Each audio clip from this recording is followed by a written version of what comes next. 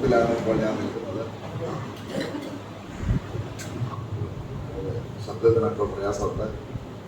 मैं तेजस से भरे हुए भाई लोग के बीच में मैं खड़ा हूँ. ദൈവം അബ്രഹാമിനെ കുറിച്ച് പറഞ്ഞിരിക്കുന്നത് തേജോമനായ ദൈവം അബ്രഹാമിനെ വിളിച്ചു. अब्राहम के विषय में ऐसा लिखा कि महिमा से भरा हुआ परमेश्वर अब्राहम को प्रस्तुत हो. നമ്മൾ വായിക്കുന്നത് തേജസ്സിന്റെ കർത്താവ് മഹത്വത്തിന്റെ പ്രത്യാശയായ ക്രിസ്തു നമ്മളിൽ ഇരിക്കും. महिमा का प्रभु यीशु मसीह में निवास करता है. പിന്നെ നമ്മൾ വായിക്കുന്ന പത്രോസിന്റെ ലേഖനം 4-ാം അധ്യായം 14-ാം വാക്യത്തിൽ വായിക്കുന്നത് മഹത്വത്തിന്റെ ആത്മാവ് നമ്മളിൽ വസിക്കും. फिर लिखा कि महिमा का आत्मा हमारे अंदर निवास करता है. കർത്താവിന്റെ ദാസന്മാർ ഇപ്പോൾ ബൈബിളിൽ പറഞ്ഞു നമ്മൾ പറയുന്ന സുവിശേഷം ഗ്ലോറിയസ് തേജസ്സിന്റെ സുവിശേഷമാണ്. जैसे भाई ने कहा कि हम लोग जो सुसमाचार बांट रहे वो एक महिमा वाला सुसमाचार है. അപ്പോൾ ആദ്യമായിട്ട് നമ്മൾ അധികം ഇൻട്രൊഡക്ഷൻ പറയാതെ നമുക്ക് തേജസ്സിന്റെ കാര്യം പറയാൻ എനിക്ക് അത്ര യോഗ്യത കിട്ടുന്നില്ല. तेजस के विषय में बोलने के लिए मुझे योग्यता प्राप्त नहीं हो रहा है. എങ്കിലും നമുക്ക് ഒരുമിച്ച് ചിന്തിക്കാം. फिर भी हम सब लोग मिलकर मनन करते हैं. നമ്മളൊരു ലാഡർ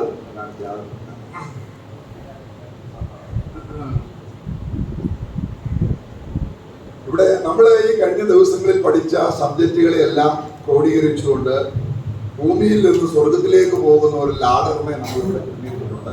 हम लोग गए 2 दिन से जितने भी हमने मुद्दा सीखे पढ़े वो एक मानो एक सीढ़ी के समान अगर उसे मुद्दा बाय मुद्दा अगर हमको अगर उसको रचे तो देख सकते हैं. थोड़ा और बड़ा राइट कर दो. मैं भी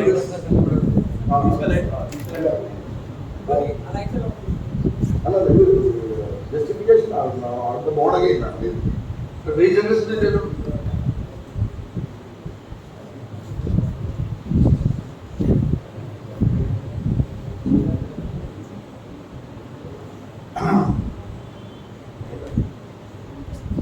പിന്നെ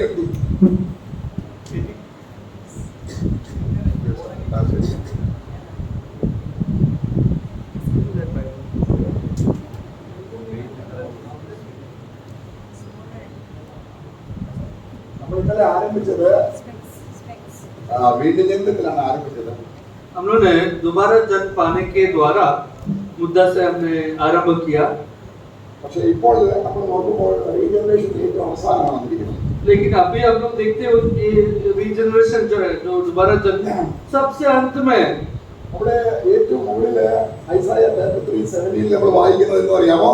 മഹത്വത്തിന്റെ കർത്താവിനെ സൗന്ദര്യത്തോടെ കാണണം. അപ്പോൾ ആ സൗന്ദര്യത്തോടെ കാണുന്ന വ്യക്തിയാണ് കർത്താവിനെ പോലെ ഇരിക്കുന്നത്. और देखो आइज़ाया का 33:17 में सबसे ऊपर जो महिमादायक वहाँ पे जो शब्द है उस वर्स में ऐसा लिखा है कि महिमा का परमेश्वर को हमें उसकी सुंदरता में ही देखना है.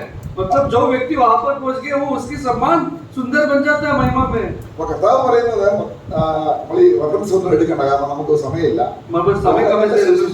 അധ്യായം അതിന്റെ 23-24 വാക്യങ്ങൾ വായിക്കുന്നത് എന്നെ പിൻഗമിക്കുന്നവൻ എന്നെ ശുശ്രൂഷിക്കുന്നവൻ ഞാൻ ഇരിക്കുന്നിടത്ത് ഇരിക്കും. जो मेरे पीछे होगा जो मेरी सेवा करेगा जहाँ पर मैं वो होगा वो भी मैं उसे भी मेरे पास लाऊंगा. നാം അവരെ കാണുമ്പോൾ അവൻ ഇരിക്കുന്നത് പോലെ കാണും. അപ്പോൾ അവൻ ഇരിക്കുന്നത് പോലെ കാണണമെങ്കിൽ നമ്മുടെ യാത്ര മുകളിലോട്ടായിരിക്കണം. हम जब उसे देखेंगे जैसा वो है वो महिमा में हम भी उसके समान महिमा में बदल जाएंगे. अगर हम उसके समान महिमा में बन जाना है तो फिर हमें ऊपर की ओर ये सीढ़ी चढ़ते जाना है. ഓക്കേ, അപ്പോൾ നമ്മൾ എവിടെ വെച്ചാണ് തേജസ്കരണം പ്രാപിക്കുന്നത്? ये हमें तेजस्करण अंत में कहाँ पर प्राप्त होता है? സംക്ഷിപ്ത കഴിഞ്ഞ് पुत्रत्व का बाद ഗ്ലോറിഫിക്കേഷൻ. अगला पड़ाव है महिमा. ഓക്കേ അല്ലേ? എല്ലാവരും കാണാമല്ലോ, सब लोग देख सकते हैं ना. എന്നാൽ लेकिन ഒരാൾ രക്ഷിക്കപ്പെട്ടു. एक व्यक्ति समझो उसका मुक्ति हो गया है, बच गया है, समझो वो बच गया है. മുന്നോട്ടൊരു ഗ്രോത്ത് ഇല്ല. आगे लेकिन कोई उसमें कोई भी वो बढ़ रहा नहीं है प्रभु में. അപ്പോൾ പുള്ളി അപ്പോഴും വീണ്ടും ജനിച്ചതാണ്. वो भले वो दोबारा जन्म उसका हो चुका है. അപ്പോൾ പുള്ളിയെ ഏത് നിലയിലാണ് കർത്താവ് തേജസ്കരിക്കേണ്ടത്? तो फिर ऐसे व्यक्ति को परमेश्वर किस तरह से उसको महिमा में ला सकता? സംക്ഷിപ്തമായിട്ട് അവരെ പൗത്രീകരിച്ചാൽ തെറ്റല്ലേ? अगर उसे पुत्रत्व का के बाद जो महिमा मिलता है वो महिमा उसे दिला देगा तो परमेश्वर गलत कर रहा है ना। സകല പാപവും സകല ഭാരവും വിട്ട് മുന്നിൽ വെച്ചിരിക്കുന്ന ഓട്ടം, इसलिए ऐसा देखिए कि सारे पाप और सारे जो लालसा है, सारे बातें जो तुम्हारे सामने है वो सब पीछे रखते हुए तुम आगे बढ़ते जाओ, वचन में लिखा है। അപ്പോൾ തേജസ്സിന്റെ കർത്താവിന് ഇവരെ തേജസ്കരിക്കണം. तो परमेश्वर जो खुद महिमा में वही व्यक्ति तेजस करना भी है। അപ്പോൾ കർത്താവിന് എന്ത് ചെയ്യേണ്ടി വരും? तो प्रभु को क्या करना पड़ेगा? അവിടുന്ന് എഴുന്നേക്കണം, वहां से उठना पड़ेगा, ഗ്ലോറിഫിക്കേഷന്റെ ശോഭ കിടണം, जो वो पोजीशन में जो है वो स्थान से छोड़ना होगा, സംക്ഷിപ്ത കിടണം. फिर पुत्रत्व का स्थान छोड़ना पड़ेगा। ഇതെല്ലാം വിട്ടിട്ട് ये सब छोड़कर അവന്റെ അവസ്ഥയിലേക്ക് വരണം. उस व्यक्ति की अवस्था तक प्रभु को आना पड़ेगा। അപ്പോ ആ വ്യക്തി കർത്താവിനെ കാണുന്നത് എങ്ങനെയിരിക്കും? फिर वो व्यक्ति जब प्रभु को देखेगा वो किस प्रकार का होगा? छोटा सा ही महिमा, थोड़ा उसी के जैसे ही। ये क्या आप समझ रहे हो कि नहीं? क्योंकि महिमा का वही है जो महिमा भी हमें करने वाला। നമ്മൾ എന്താണ്? കാരണം സകല പാപവും വിട്ടുകളഞ്ഞ് നിങ്ങളുടെ മുമ്പിൽ വെച്ചിരിക്കുന്ന ഓട്ടം സ്ഥിരതയോടെ, सारे पाप और सारे भार ये सब को छोड़कर तुम आगे की लक्ष्य की ओर दौड़ते जाओ, ऐसा लिखा है वचन में। അപ്പോൾ കർത്താവിന് തേജസ്സിൽ കർത്താവിനെ പോലെ തേജസ്കരിക്കാൻ പറ്റത്തില്ല. കാര്യം എന്താണ്? അവൻ അത്രയും അവന് വേണ്ടി എല്ലാം ദൈവം ചെയ്യും. हम प्रभु यीशु मसीह के समान उतना तेजस कर शायद हम लोग नहीं प्राप्त कर पाएंगे। क्यों? कारण क्या? क्योंकि परमेश्वर ने उसको यहाँ से नहीं चुना। ഓക്കെ, അപ്പോൾ ഇനി ഇതിലേക്ക് നമ്മൾ വീണ്ടും വരും. हम लोग वापस आएंगे इधर। അപ്പോൾ ഈ വീണ്ടും ജനനം എന്ന് പറഞ്ഞാൽ എന്താണ്, അല്ലെങ്കിൽ ഒരാളെ കർത്താവ് രക്ഷിക്കുക എന്ന് പറഞ്ഞാൽ എന്താണെന്നുള്ളത് നോക്കാം. दोबारा जन्म पाना क्या है? मतलब अर्थात एक व्यक्ति बच जाता है जिस दिन, वो क्या है? അവിടെ ട്രഷർ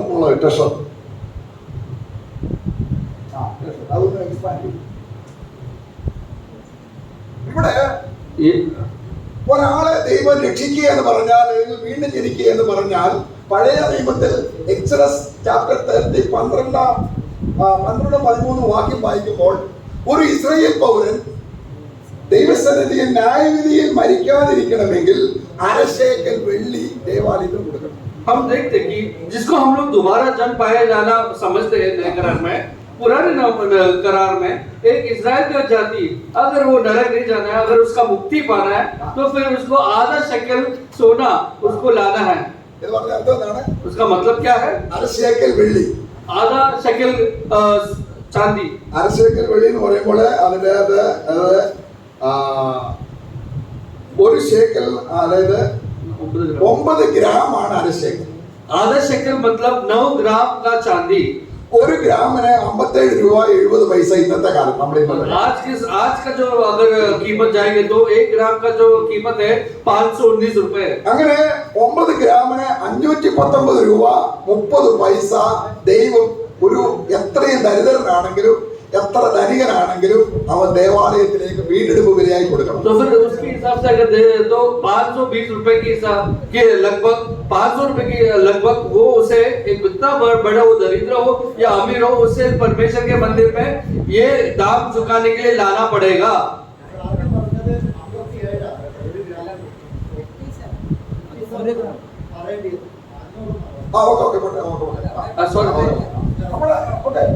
എന്തുകൊണ്ടാണ് ഇവിടെ നമ്മളെ വാക്യവായ്പം കാണാം? കാരണം ജനത്തിന്റെ ഇടയിൽ ഏതെങ്കിലും രാജാവ് ജനത്തെ എണ്ണുമ്പോൾ രാജാവ് പറയുകയാണ് ഇവൻ എന്റെയാണെന്ന് എണ്ണിയാൽ അവിടെ ദൈവസന്നിധിയിൽ മരണം സംഭവിക്കാൻ ഒരു പൗരൻ യഹൂദൻ ദൈവത്തിന് എന്ത് കൊടുക്കണം? വീഴ്പല കൊടുക്കണം. तो राजा जब अपने जाति का गिनती करता है प्रजा का, तो ये वो गिनती करता है, ये मेरा, ये मेरा, ये मेरा। इस तरह हर एक व्यक्ति अगर बच जाना है, अगर राजा उसे भी गिनना है, तो फिर वो व्यक्ति को मंदिर में उतना दाम चुकाना पड़ेगा। എന്നാൽ ഇവിടെ പ്രാണന്റെ വീണ്ടെടുപ്പ് എത്ര വിലയാ? तो एक प्राण का जो कीमत कितना होगा? ഈ ലോകം മുഴുവൻ നേടുന്നതിനേക്കാളും ये संसार पूर्ण रूप हम लोग खरीद कर बेचे तो भी യെശയ്യാവിന്റെ പുസ്തകം സങ്കീർത്തനം 49 വായിക്കുന്നത് വീണ്ടെടുപ്പ് വില കൊടുപ്പാൻ എന്നാൽ ഇവിടെ എന്തിനാണ് ദൈവം അരശേക്കലായി കുറച്ചത്? प्राण का मुक्ति का कोई भी नहीं दाम कोई भी नहीं चुका सकता। ऐसा में लिखा कि पूरा भूमि में लेकर मैं बेचकर मैं प्रभु के पायर पे छोड़ दूं तो भी मेरा प्राण बचा नहीं सकूंगा। लेकिन क्यों इधर प्रभु ऐसा नियम दिया गया वे भले गरीब हो या अमीर उसको केवल आधा शेकल चांदी ही लाना है? കാരണം അത് മനുഷ്യന് കൊടുക്കാൻ കഴിയില്ല. മനുഷ്യന് കൊടുക്കാൻ कारण मनुष्य दे ही नहीं सकता वो अपना कीमत को प्राण का कीमत। എന്നാൽ ദൈവം ഒരു കാര്യം ചെയ്യാണ്. लेकिन परमेश्वर एक काम कर रहा നീ है। അരശേക്കൽ കൊണ്ടുവന്നാ तो अगर आधा शेकल चांदी लाए तो ഞാൻ നിന്നെ मैं तुझे വാല്യുബിൾ ആയിട്ട് तुझे एकदम कीमती ഏറ്റവും വിലയേറിയവനായിട്ട് एकदम बड़ा എന്റെ സ്വന്തം മകനായിട്ട് मेरा खुद का बेटा बनते या बनाते हुए मैं तुम्हें स्वीकार करूंगा। അരശേക്കൽ വെള്ളി കൊടുക്കുന്ന ഒരുവനെ ദൈവം വാല്യൂ ചെയ്യുന്നതാണ് ഇവിടെ പറയുന്നത്. देखो एक आधा शेकल चांदी लाने वाले के व्यक्ति को परमेश्वर देखो उसका क्या कीमत लगा रहा है। അപ്പൊ വീണ്ടെടുപ്പ് വില കൊടുക്കുന്ന ഒരാൾക്ക് ദൈവം എങ്ങനെ കാണുന്നു? तो जो मुक्ति का जो कीमत जो दे रहा है उस व्यक्ति को परमेश्वर किस नजर से देख रहा है? सबसे कीमती, ഏറ്റവും വലിയ വിലയാണ്, सबसे ज्यादा कीमती।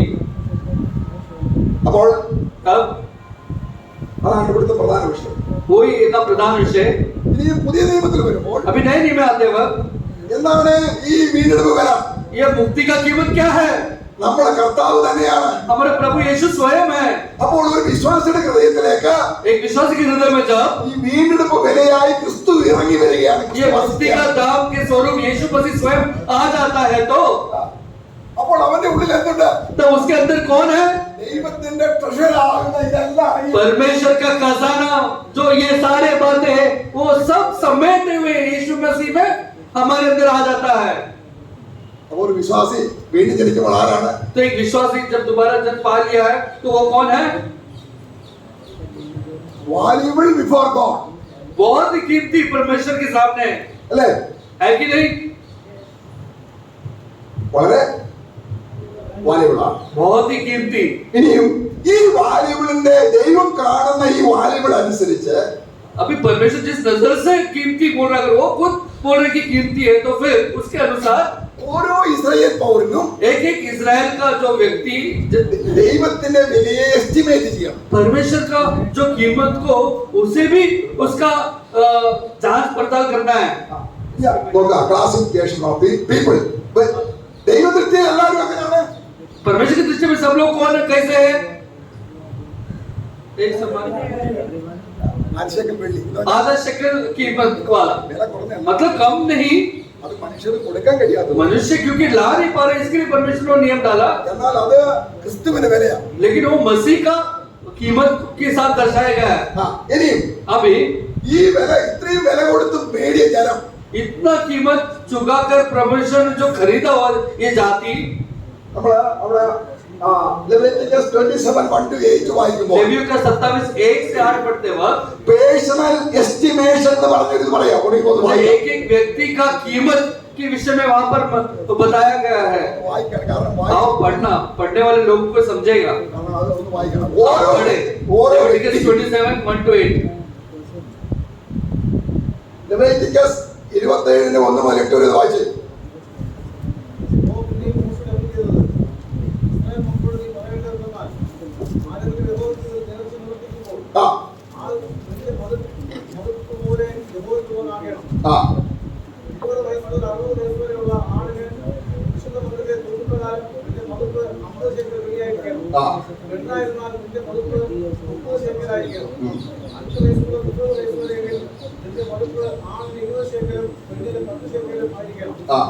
ഒരു മാസം മുതൽ 5 വയസ്സ് വരെയുള്ളതായാൽ ഇതിന്റെ മതിപ്പ് ആണിന് 5 ശേക്കൽ വെള്ളിയും പെണ്ണിന് 3 ശേക്കൽ വെള്ളിയുമായിരിക്കണം.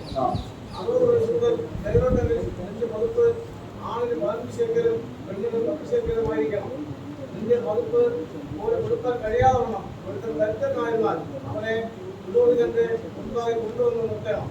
പുരോഹിതൻ അവനെ മതിക്കണം. ദൈവം അവന്റെ പ്രാപ്തിക്കൊത്തവണ്ണം പുരോഹിതൻ അവനെ മതിക്കണം. ഇതെന്തിനാ കാണിക്കുന്നത്? ये किस बात को दर्शा रहा है भाइयों? ഇതിനെ ബേസ് ചെയ്താണ് ഇനി ഗ്ലോറിഫിക്കേഷൻ വരുന്നത്. കാരണം ദൈവം നമ്മെ വിലമതിച്ചതിന്റെ തോതനുസരിച്ച് നമ്മൾ ദൈവത്തെ മതിക്കാൻ കഴിയാതെ വരുമ്പോൾ നമ്മുടെ ശോഭ കുറഞ്ഞു കുറഞ്ഞു പോകും.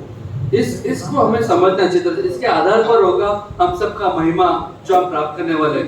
परमेश्वर जिस कीमत से हमें कीमती देख रहा है, उस कीमतीपन के अनुसार अगर नहीं समझ रहे हमारे कीमत मसीह में क्या है, तो फिर हमारा महिमा उतना ही सीमित हो जाएगा.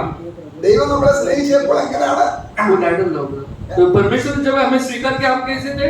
എല്ലാവരും ഒരുപോലെ. सब लोग एक समान थे. പുത്രനെ തന്ന് സ്നേഹിച്ചു. पुत्र को देखकर हमें से प्रेम किया. നമ്മൾ വാല്യബിൾ ആണ് ഇപ്പോൾ. हम लोग जब बहुत कीमती है तो തുല്യരാണ്. सब तुल्य है. എന്നാൽ നമ്മൾക്ക് ദൈവത്തോടുള്ള കടപ്പാട്, लेकिन हमको जो परमेश्वर के लिए जो कर्जदार हम जो बन ഒരു गए, പേഴ്സണൽ ഞാൻ കർത്താവിനുള്ളവനാണെന്ന് ആ വ്യക്തി വിധിക്കണം. वो व्यक्ति खुद परखना है कि मैं अभी परमेश्वर से खरीदा हूँ, मैं अभी परमेश्वर का हूँ. वो कितना परमेश्वर को कीमती जानता है, അത് ഓരോരുത്തർക്കും ഇത്ര മെഷർ ആയിരിക്കണമെന്ന് പറയുന്നത്. वो एक एक व्यक्ति को इस प्रकार होगा, उनका माप ऐसा लिखा है. അതിന്റെ അർത്ഥം എന്താണ്? उसका मतलब क्या है? അപ്പോൾ എല്ലാവർക്കും തുല്യമാണെങ്കിലും भले सबके लिए तुल्य है, तो ഇവിടെ ക്ലാസിഫൈഡ് ആയിട്ട് 5 ഗ്രൂപ്പായിട്ട് തിരിച്ചിരിക്കുക. इधर 5 विभाग में लोगों को लाया गया है. അവിടെ എന്താണ്? क्या है उधर? അപ്പോൾ നമ്മളിപ്പോൾ ദൈവത്തിലിരിക്കുക. अभी हम लोग परमेश्वर की उपस्थिति में बैठे हैं. ഇപ്പോൾ നമ്മളിരിക്കുക. इधर हम बैठे हैं. നമ്മൾ തുല്യരാണോ? क्या हम लोग सब लोग तुल्य नहीं है? तुल्य है क्या? क्या है क्या? इस ये 5 विभाग देखने के बाद आपको क्या लग रहा है? हम लोग सब लोग तुल्य है महिमा में या कीमत में? നമ്മൾ മഹത്വം പ്രാപിക്കുമ്പോൾ തുല്യ മഹത്വമായിരിക്കുമോ? क्या हम लोग जब महिमा प्राप्त करेंगे, हम लोग सब लोग का महिमा एक ही माप का तुल्य होगा? കാര്യം എന്താണ്? कारण क्या है? തുല്യരാകാനുള്ള ട്രഷർ നമ്മളിൽ നിറച്ചു. कारण तुल्य होने का जो धन जो कि खजाना है हमारे अंदर हमने भर दिया. നമുക്കൊരു പണിക്കൽ മാറ്റരുത്. നമ്മൾ मत बदलिए, നമ്മളെ ഭാഗത്തേക്ക് വരും. उस बात में वापस आएंगे. ഇവിടെ ദൈവം നമ്മളെ വിലയേറിയവനായി കാണുമ്പോൾ परमेश्वर जब हमें कीमती के नजर से देखते वक्त 1 മാസം മുതൽ 5 വയസ്സ് വരെയുള്ള ഒരു കുഞ്ഞിനെ ആത്മീയമായി ശിശുവായിരിക്കുന്ന ഒരു ജനിക വിശ്വാസിക്ക് ദൈവത്തെ എത്ര വാല്യൂ ചെയ്യാൻ കഴിയും? കാരണം അവന്റെ സമയം മുഴുവനും അവൻ ലോകത്തിൽ ചെലവഴിച്ചിട്ട് ആരാധനയ്ക്ക് വേണ്ടി മാത്രം ഒന്ന് വന്നു പോവാം. 1 महीने से लेके 5 वर्ष तक का अगर शिशु का अवस्था अगर हो, तो परमेश्वर उस व्यक्ति को कितना कीमती समझ सकता है. कारण क्या है? वो केवल पूर्ण दिन केवल खाता पीता उसी के बारे में दुनिया की चीजों में लगा रहता है और केवल हफ्ते में एक बार प्रभु के कलीसिया में आकर बैठ के चले जाता है. അപ്പോൾ നമുക്ക് എന്തുണ്ട്? तो हमको क्या है? ഒരു ചൈൽഡ്ഹുഡ് ഉണ്ട്. हमारे अंदर एक शिशुत्वपन भी है. നമ്മൾ ജനിച്ചതേ ഇരിക്കുന്ന അവസ്ഥയിലുണ്ട്. मतलब हम जब जन्मे थे वो अवस्था जो था वो है हमारे अंदर भी, आत्मिक में भी. നമ്മള് നമ്മുടെ മനുഷ്യ ആയുസ് നമ്മൾ നോക്കുമ്പോൾ मनुष्य का आयु जब हम देखते हैं, അതിന്റെ ഘടനയാണ് ഒരു ഇസ്രായേൽ പൗരന്റെ ഘടനയാണ് ഇവിടെ എഴുതിയിരിക്കുന്നത്. उसका तुलना ही है यहाँ पर हम लोग देख सकते हैं. അത് ഫിസിക്കൽ ആയിട്ടുള്ള നമ്മുടെ ഏജ് പീരീഡ് 5 ആയിട്ട് ക്ലാസിഫൈ ചെയ്തിരിക്കുകയാണ്. तो हमारा फिजिकल जो एज है वो उसके 5 विभाग में लाया गया है. ഇനി 5 വയസ്സ് മുതൽ 20 വയസ്സ് വരെ अब ये 5 वर्ष से लेके 20 वर्ष तक के അങ്ങനെയുള്ളവർ കൊടുക്കേണ്ടത് എത്രയാണ്? ऐसे लोग कितना देना है? इधर लिखा है, कितना लिखा है? 20 शक्ल पुरुष के लिए और 10 शक्ल स्त्रियों के लिए. അതിന്റെ അർത്ഥം എന്താണ്? इसका अर्थ क्या है? ആ 1 മാസം മുതൽ 5 വയസ്സ് വരെയുള്ളവരെക്കാൾ അവൻ എസ്റ്റിമേറ്റ് ചെയ്തു ദൈവം എനിക്ക് വിലയേറിയവനാണ്. मतलब 1 महीने से 5 साल का तक बच्चे से ज्यादा वो उसने अपने आप को उसने जाना कि मैं इतना ज्यादा कीमती हूँ परमेश्वर के लिए. ആരെ എസ്റ്റിമേറ്റ് ചെയ്യുന്നത്? वो कौन कर रहा है? कौन अब कीमती जान रहा है? वो कीमत को कौन जान रहा है? वो स्वयं, നമ്മള്. हम लोग. ദൈവം എസ്റ്റിമേറ്റ് ചെയ്യുന്ന എങ്ങനെയാണ്? परमेश्वर लेकिन जब किसका कीमत देखते तो വിലയേറിയവൻ, बहुत ही कीमती इस नजर से देख रहा है, മാന്യൻ. एकदम आदरपूर्ण है. കാരണം പുത്രനെ തന്ന വാല്യബിളായിട്ടുള്ള ഈ 12 കൂട്ടം കാര്യങ്ങൾ തന്നാണ് നമ്മളെ അപേക്ഷിച്ചത്. अपने पुत्र को ही सौंप कर उसने हमें दे दिया, तो सोचो वो हमें कितना कीमती नजर से देख रहा है. ഇതാണ് ട്രഷർ. ये है हमारा जो खजाना. ഇനി വീണ്ടും തിരിച്ചറിയിലേക്ക് പോകാൻ अभी वापस आए उसमें. എസ്റ്റിമേഷൻ. ഇനി രണ്ടാമത്തെ എന്താണ്? മൂന്നാമത്തെ മൂന്നാമത്തത് अभी तीसरा भाग 20 വയസ്സ് മുതൽ 60 വയസ്സ് വരെ 20 साल से लेकर 60 साल तक का उम्र। ഫിസിക്കൽ സ്ട്രക്ചർ കാണിക്കുന്നത് എന്താണ്? നമ്മുടെ ആത്മീയ പുരോഗതിയുടെ കാര്യം കാണിക്കുക. ये 20 साल से 60 साल का जो फिजिकल उम्र को दिखा रहा है, ये केवल एक परछाई है, आत्मिक मैच्योरिटी परिपक्वता को दिखा रहा है। നമ്മൾ ഗ്ലോറി കിട്ടാൻ പോകുന്നതിന്റെ തടസ്സം ദൈവമല്ല, നമ്മൾ തന്നെയാണ്. വാല്യൂ ചെയ്യുന്നതിൽ ദൈവം കാണുന്നത് പോലെ നമ്മൾ ദൈവത്തെ കാണുന്നില്ല.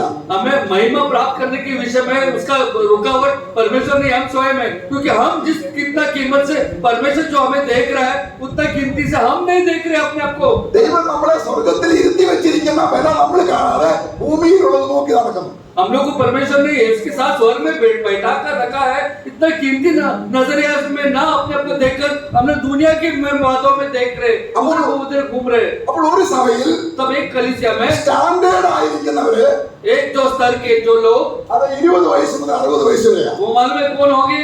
वो जो सही स्तर के जो लोग, वो है 20 से 60 साल के वर्ष के लोग, युवा।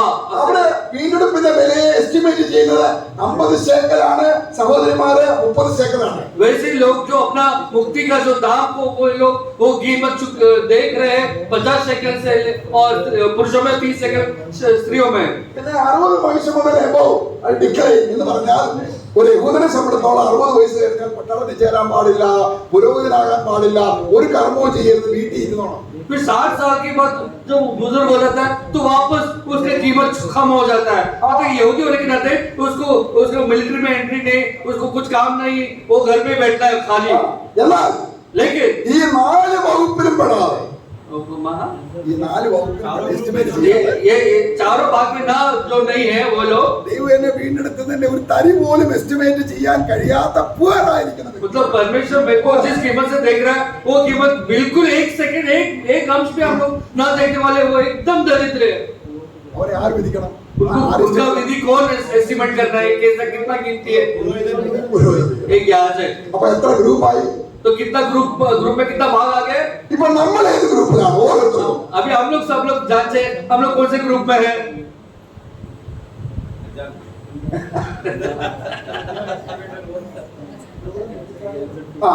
ഇനി നമ്മുടെ പുത്രത്വം എന്നുള്ളതിന് അത് കർത്താവിന്റെ ദാസ സമയമില്ലാഞ്ഞതുകൊണ്ടാണ് പറയാഞ്ഞത്.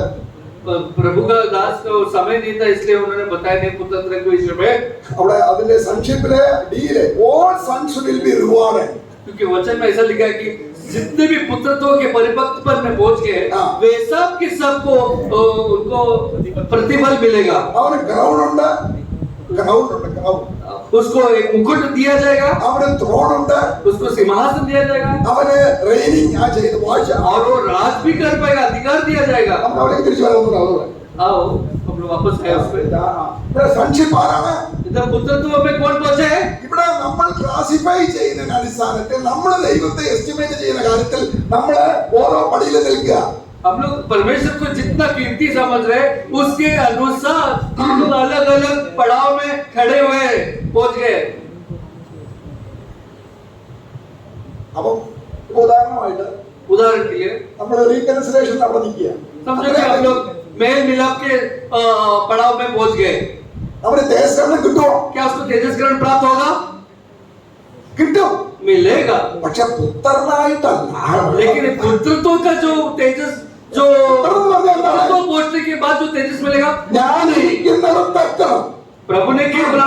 मैं जहां पर हूँ वहां पर पहुंचता है। वो केवल पुत्रत्व के लेवल पे जो पहुंचे उन लोग ही पहुंचेंगे। പക്ഷെ നമ്മൾ റീകൺസിലേഷൻ വരെ എത്തിയുള്ളൂ. लेकिन हम लोग ने मेल मिलाप के जो पड़ाव है उधर तक ही पहुंचे हैं। അപ്പൊ കർത്താവിന് ശോഭ കുറയണം. तो प्रभु का महिमा बताना है, അപ്പൊ കർത്താവ് ഇരിക്കുന്നത് പോലല്ല റീകൺസിലേഷൻ നിൽക്കുന്ന വ്യക്തി കാണുന്നത്.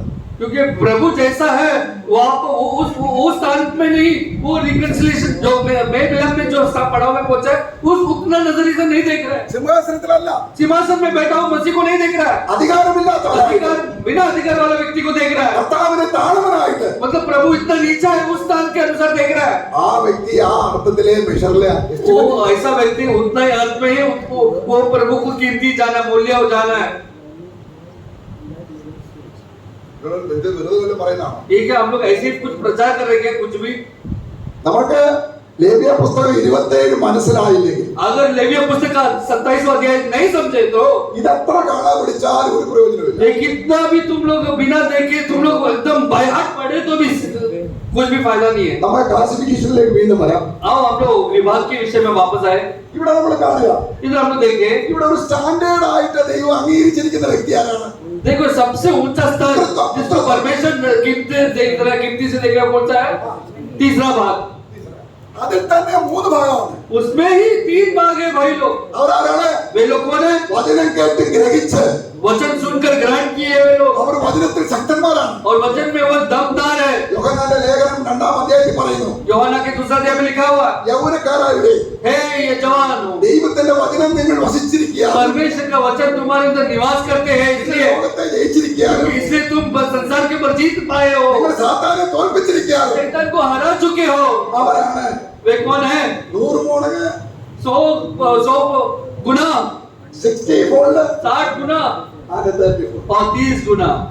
അതിന് ദൈവം ഒരു വ്യത്യാസം കൊടുത്തിട്ടുണ്ട് കേട്ടോ. उसमें भी 3 प्रकार के अलग विभाग है भाइयों। 100 ഫോൾഡ് വേണമെന്നില്ല. 100 फोल्ड हमें 100 गुना जीतना जरूरी नहीं है। വയസ്സ് നോക്കാൻ देखो उम्र तो देखो, 20 മുതൽ 60 വരെ 20 से लेकर 60 साल तक का, അവിടെയെങ്കിലും എത്താൻ. उधर तक वो पड़ाव पहुंचने में।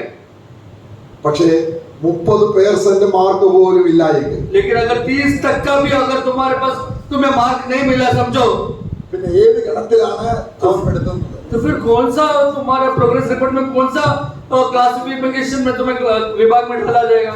നമ്മൾ ഇനി ആ ലാഡറിലേക്ക് പോകുമ്പോൾ आओ अगर हम वो पड़ाव की ओर देखें, അവിടെ തേജസ്സുണ്ട്.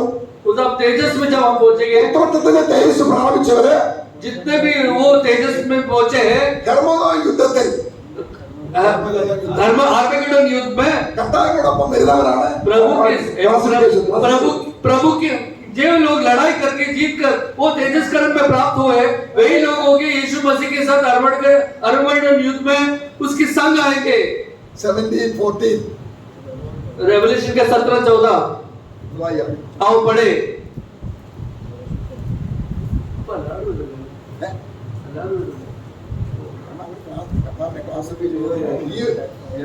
നീ എത്ര കർത്താവിനെ വാല്യൂ ചെയ്തു? എന്നെ മാനിക്കുന്നവരെ ഞാൻ മാനിക്കും. നീ കൊടുക്കുന്ന അളവിൽ നിനക്ക് അളവ് കിട്ടും. क्योंकि वचन में लिखा है भाइयों, जिस माप से तुम मापोगे उतने माप से तुम्हें दिया जाएगा। उन्होंने मसीह को उतना कीमती नहीं समझा, इसलिए मसीह के संग ही उन्होंने नहीं अपना जीवन उन्होंने अर्पण किया।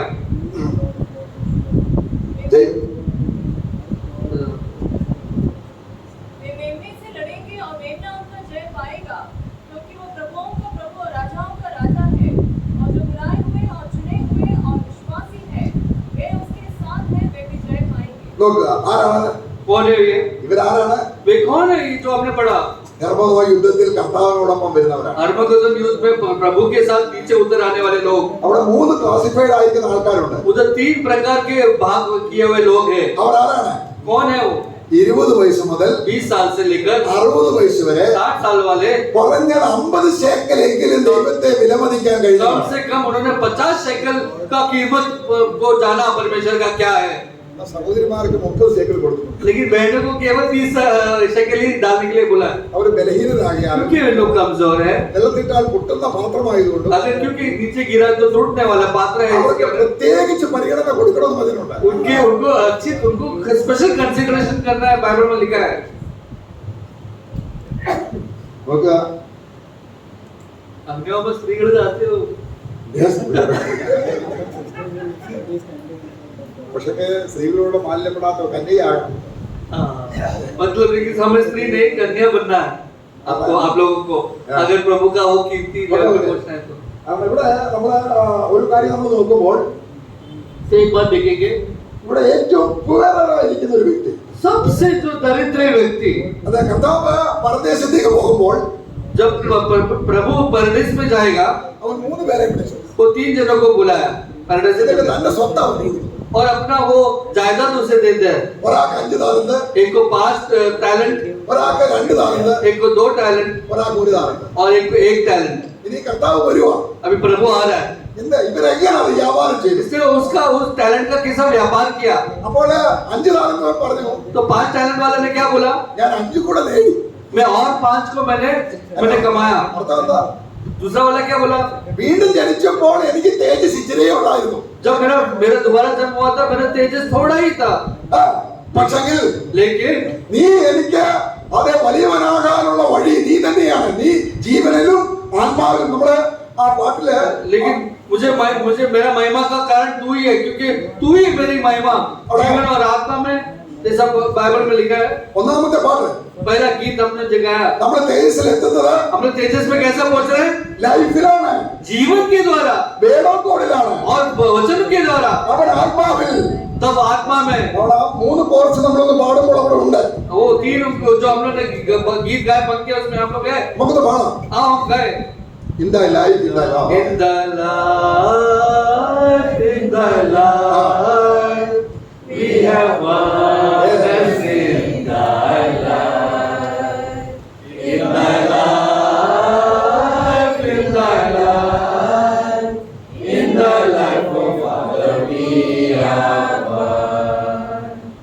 In thy word, through thy word, through thy oneness, through thy word, through thy word, through thy word, through thy word, we all live one. In thy glory, in thy glory, in thy glory we are one. In thy glory, in thy glory, in thy glory we are all made one. Okay, ഈ മഹത്വവനായ യേശുക്രിസ്തു ഇവനെ महिमा से बना हुआ यीशु मसीह, Israel മക്കൾ വിലമതിച്ചത് എത്ര പൈസക്കാണ്? Israel ने यीशु मसीह का कीमत कितना जाना? केवल 30 चांदी के सिक्के। അല്ലേ? അവരെ രക്ഷിക്കാനാണ് അവൻ വന്നത്. उनको बचाने के लिए यीशु आया था, അവരെ തേജസ് അണിയിക്കാനാണ് അവൻ വന്നത്. उनको तेजस किरण में लाने के लिए वो यीशु आया था। പക്ഷെ അവർ വില കൊടുത്തോ? लेकिन इज़राइल ने क्या कीमत चुकाया? केवल 30 चांदी के सिक्के जितना ही। ആ, ഇവത്താ വില കൊടുത്തില്ല. उन्होंने प्रभु को कीमत नहीं दी। ഇതുപോലെ देखा ആ ഒരു താലന്ത് കിട്ടിയ വ്യക്തി इस तरह एक टैलेंट जिसको मिला हो, वो എന്താ ഈ താലന്ത്? वो टैलेंट क्या है? ഈ താലന്ത് എന്താണ്? टैलेंट का मतलब क्या है? നമ്മൾ നേരത്തെ കണ്ട ആ 12 കൂട്ട കാര്യങ്ങളാണ്, ക്രിസ്തു തന്നെയാണ്. जैसे अपने 12 बातों को हमने सीखा, वो यीशु मसीह स्वयं ही टैलेंट മനസ്സിലായില്ലേ? है कि नहीं? समझे? പക്ഷെങ്കിൽ लेकिन അവൻ വാല്യൂ ചെയ്യാൻ उसने कीमत उसका देखने के लिए അവന്റെ കഴിവിനപ്പുറത്ത് അവൻ താഴ്ന്നുപോയി. उसका काबिलियत के से भी उसने अपने आप को कम हो किया। നീ ഒരു വയസ്സ് മുതൽ ഒരു മാസം മുതൽ 5 വയസ്സ് വരെ ഉള്ളുവെങ്കിൽ പോലും एक महीने से लेके 5 साल का भी ग्रोथ अगर तुम्हारे अंदर है तो भी നിനക്ക് ആ എങ്കിൽ പോലും നീ 5 ശേക്കലെങ്കിലും കർത്താവിനെ വിലമതിക്കണമായിരുന്നു. तो 5 शेकल का भी कम से कम तुम कीमत प्रभु का देखना चाहिए था। പക്ഷെ പുള്ളി എന്ത് ചെയ്തു? लेकिन उन्होंने क्या किया? ഞാനത് ഊമാലിൽ ചുറ്റി, मैंने अपना रुमाल को उसने मैं बंद करके ഞാനത് കുഴിച്ചിട്ടു. मैंने उसको जमीन में गाड़ दिया। അതിന്റെ അർത്ഥം എന്താണ്? उसका अर्थ क्या है? നമുക്ക് ആ ട്രഷറിലേക്ക് വീണ്ടും വരാം. आओ वो खजाने की ओर वापस आए। ഇവിടെ കണ്ടോ, इधर देखा, വെയിൻ ഗ്ലോറി എന്ന് പറഞ്ഞ ഒരു കാര്യം. इधर व्यर्थ महिमा हमने देखा।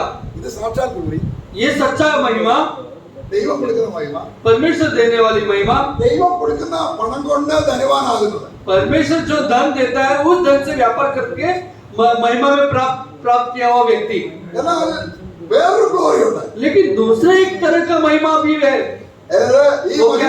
ഈ കർത്താവിന് इस प्रभु को ലോകത്തിന്റെ മഹത്വം കാണിച്ചു ഗ്ലോറി. संसार के महिमा को दिखाया वो ये महिमा को। അവിടെ മാത്യു ചാപ്റ്റർ 13:44 വായിച്ചാൽ मत्ती का 13:44 में पढ़ते वक्त पढ़े, നിനക്ക് ഈ ലോകത്തിന്റെ മഹത്വം തരാം, मैं तुझे इस संसार का महिमा को दे दूंगा। അപ്പൊ എന്താ കാര്യം? तो मतलब क्या? പൈസ ഉണ്ടാക്കിയാൽ पैसा बनाए तो भी നിനക്ക് ലോകത്തിൽ മഹത്വം കിട്ടും. तुम्हें संसार में महिमा मिलेगा। അപ്പൊ വീണ്ടും ജനിച്ച വ്യക്തി तो दोबारा जन्म प्राप्त किया हुआ व्यक्ति ദൈവത്തിന്റെ മഹത്വത്തിലേക്ക് പടിപടിയായി ഉയരാതെ परमेश्वर का महिमा के पड़ाव में आगे बढ़ते बढ़ते ना जाते हुए അവൻ ലോകത്തിന്റെ മഹത്വത്തിലേക്ക് പോകുമ്പോൾ वो संसार के महिमा की ओर पाने के लिए अपने आप को अगर वो दे देगा तो അവനെ സ്വന്തം പുത്രനായിട്ട് തിരസ്കരിക്കാൻ പറ്റുമോ? क्या मेरा खुद का बेटे के समान तुझे तेजस्करण ला सकता हो क्या? ഇവിടെ പല ഇങ്ങനൊരു പ്രോബ്ലംസ് പറയുന്നുണ്ട്. എനിക്കിങ്ങനെ പ്രോബ്ലംസ് പറയുന്നതൊന്നും ഇഷ്ടമല്ല, എനിക്ക് മനസ്സിലാകാൻ വേണ്ടി പറയുക. हिंदी वचन में ऐसा लिखा हुआ, मुझे बोलने इतना अच्छा नहीं लगता, तो भी मैं बताता हूँ. कहावत है, അതായത് ഊട് വിടും കൂറവിടും, ഊട് വിട കൂറവിടും എന്ന് പറഞ്ഞാൽ എന്താ അറിയാം? സൗഹൃദം പറഞ്ഞിട്ടുണ്ട്. എങ്ങനെ ഊട് വിടയും കൂറവിടെയും. हाँ उधर मेरा घर इधर उधर है लेकिन भोजन इधर है. मेरा गांव उधर है, मेरा भोजन इधर है. ओके.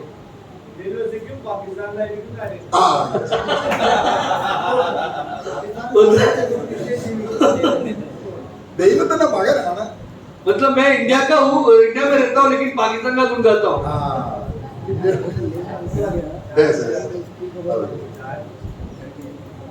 അപ്പൊ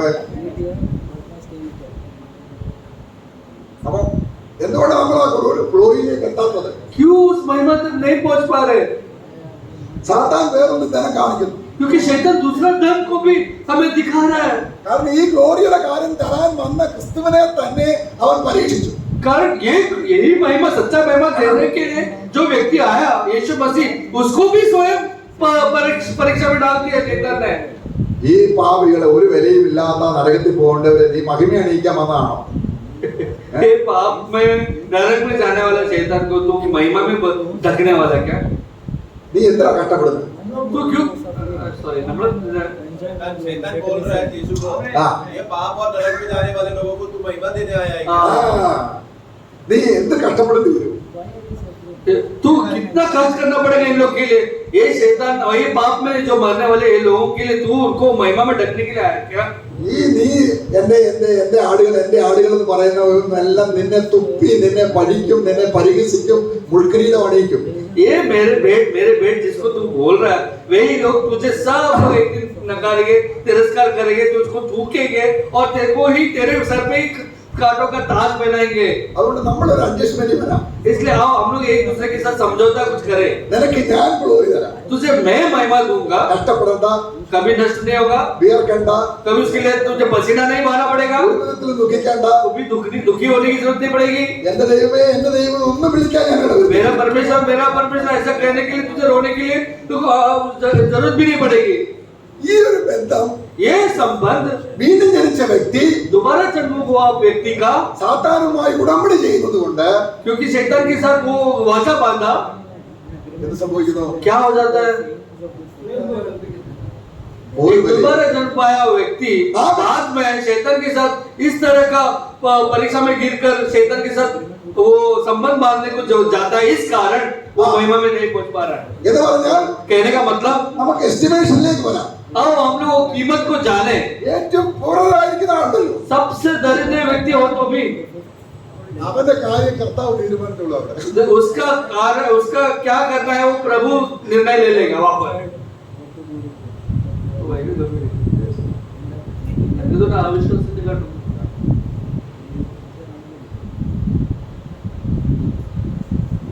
അപ്പോൾ അവിടെ ഈ വലിയ ട്രഷർ അപ്പോൾ നമ്മളിൽ വന്നിരിക്കുന്ന ഈ വലിയ മഹത്വകരമായ രക്ഷ നമ്മൾ തീമോത്തിയോസിന്റെ ലേഖനം 2 തീമോത്തിയോസ് 2 तीमुथियुस का पुस्तक पढ़े, 1:14 1:14.